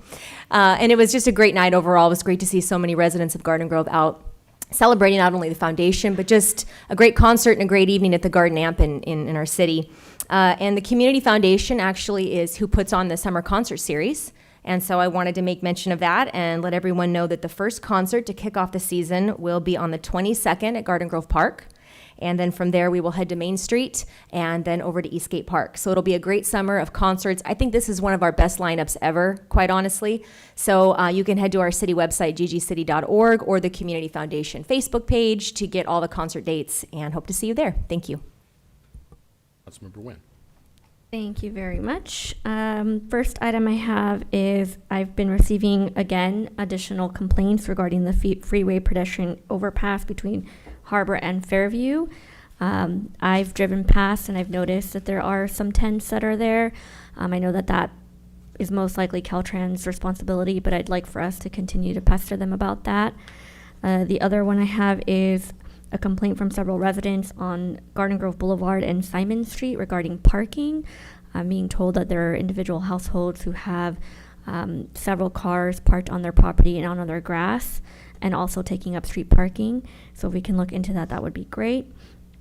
Some of my colleagues already touched upon the Central Cities Navigation Center groundbreaking. I'd just like to highlight that it is in District 6, and I'm very happy that it's finally come to fruition. I want to thank all of staff, PD, and everyone who's put in a lot of work into making sure that this was up and running. I'm glad to see that several of our council colleagues in neighboring cities were present. All the city managers were present. Supervisor Andrew Doe was there as well. And we had representatives from several offices. The other item I just wanted to touch upon is, I know we just did the budget, and so maybe revisiting this once I'm out, but for those of you who will still be here, I'd hope you guys consider, and if we can't, maybe next year we'll discuss it. But I brought this forward a few months ago now, regarding establishing pay for commissioners, and at the very least, planning, as they do meet as much as we do, and they do go through ad nauseum a lot of items, and so I believe that we should be looking into a stipend for them. I would say something as little as $50. I mean, that can at least cover gas, but it's something to incentivize more applicants to participate. I know that at the next meeting we'll be replacing someone who was from District 6, who was a civil engineer and probably one of the better qualified folks that I have put forward for planning, but unfortunately started a new job and was on call and unable to fulfill the duties of planning commission. So just want to make sure that this incentive also helps those who are working, who are younger.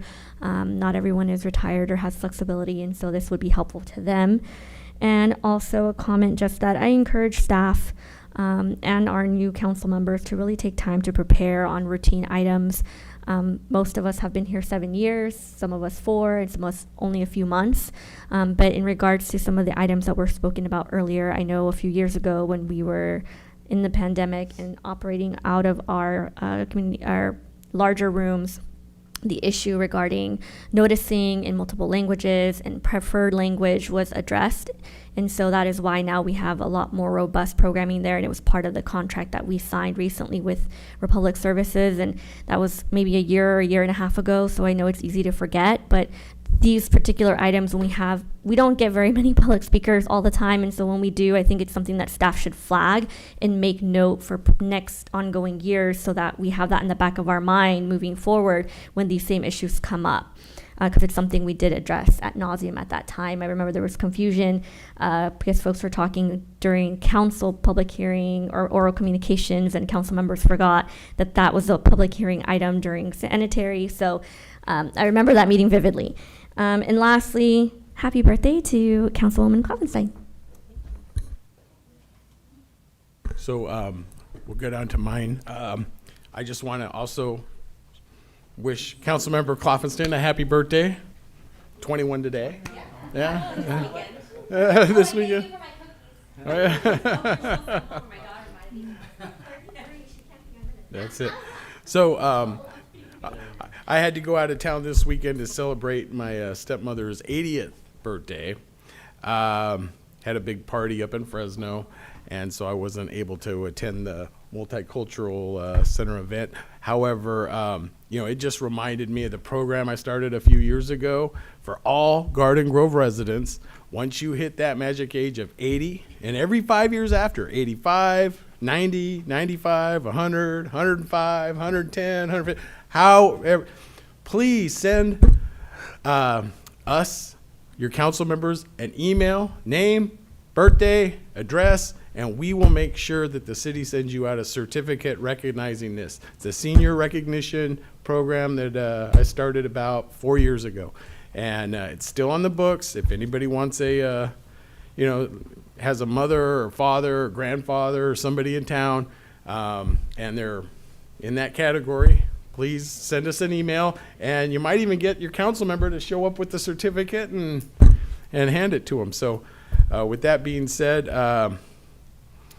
we did the Navigation Center, and that was a huge success. I mean, it was awesome to see it actually come into fruition and all the hours it's gone into. I know Councilmember Nguyen has been knocking on this door since I got here, before even. And so it's good to see that we can actually start now to compassionately deal with the homeless problem, and not just the push around and that kind of stuff. We can actually address it, start to comply with the Boise decision, or at least make the first steps towards that.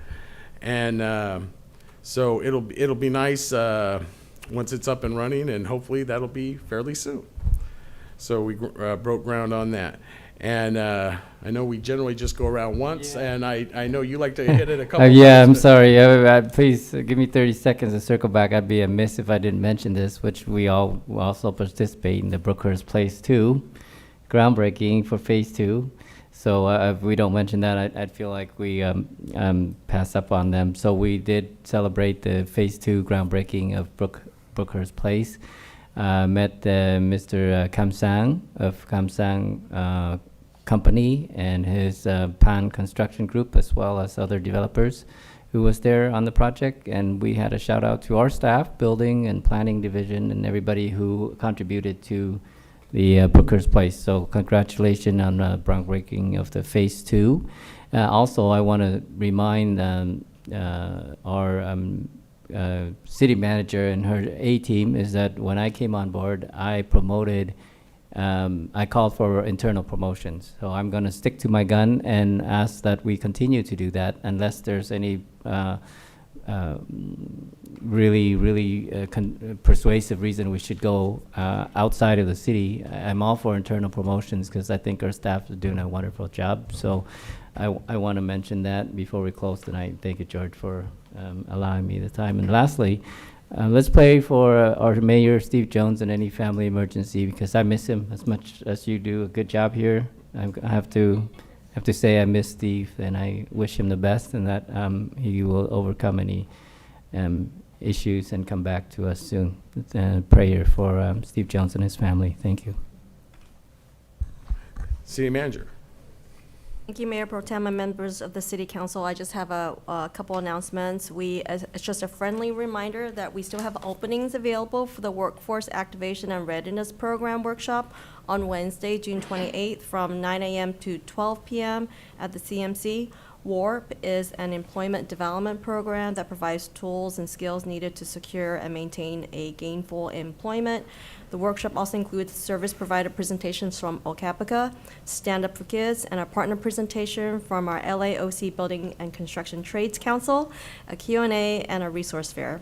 So attendees will also be entered into a raffle for a chance to win a Garden Grove giveaway basket and gift card. And this is a great opportunity for our youth and adults entering the workforce or interested in gaining new skills. So feel free to RSVP at ggcity.org/warp. And I also wanted to thank the council for your leadership and guidance as we advanced the Navigation Center. There were a couple of hiccups during the early process of acquiring the real estate, and here we are at groundbreaking, and you'll be able to, we'll certainly be providing periodic updates to the council as the project progresses, and hopefully spring of 2024, we'll have our ribbon cutting. So thank you. Thank you. City Attorney, Mr. City Attorney, do you have anything to report? Yes, Mayor Pro Tem. We did have closed session earlier this evening, and we don't have any reportable action, but we need to put that on the record. Thank you. It's official. Okay. Mayor Pro Tem, Yes, just want to ma'am. wish everyone a happy Father's Day. Sorry, we forgot. Oh, okay. Okay, well, we shall adjourn. Our next council member meeting will be June 27th at 5:30 p.m. No, that's wrong, 6:30 p.m.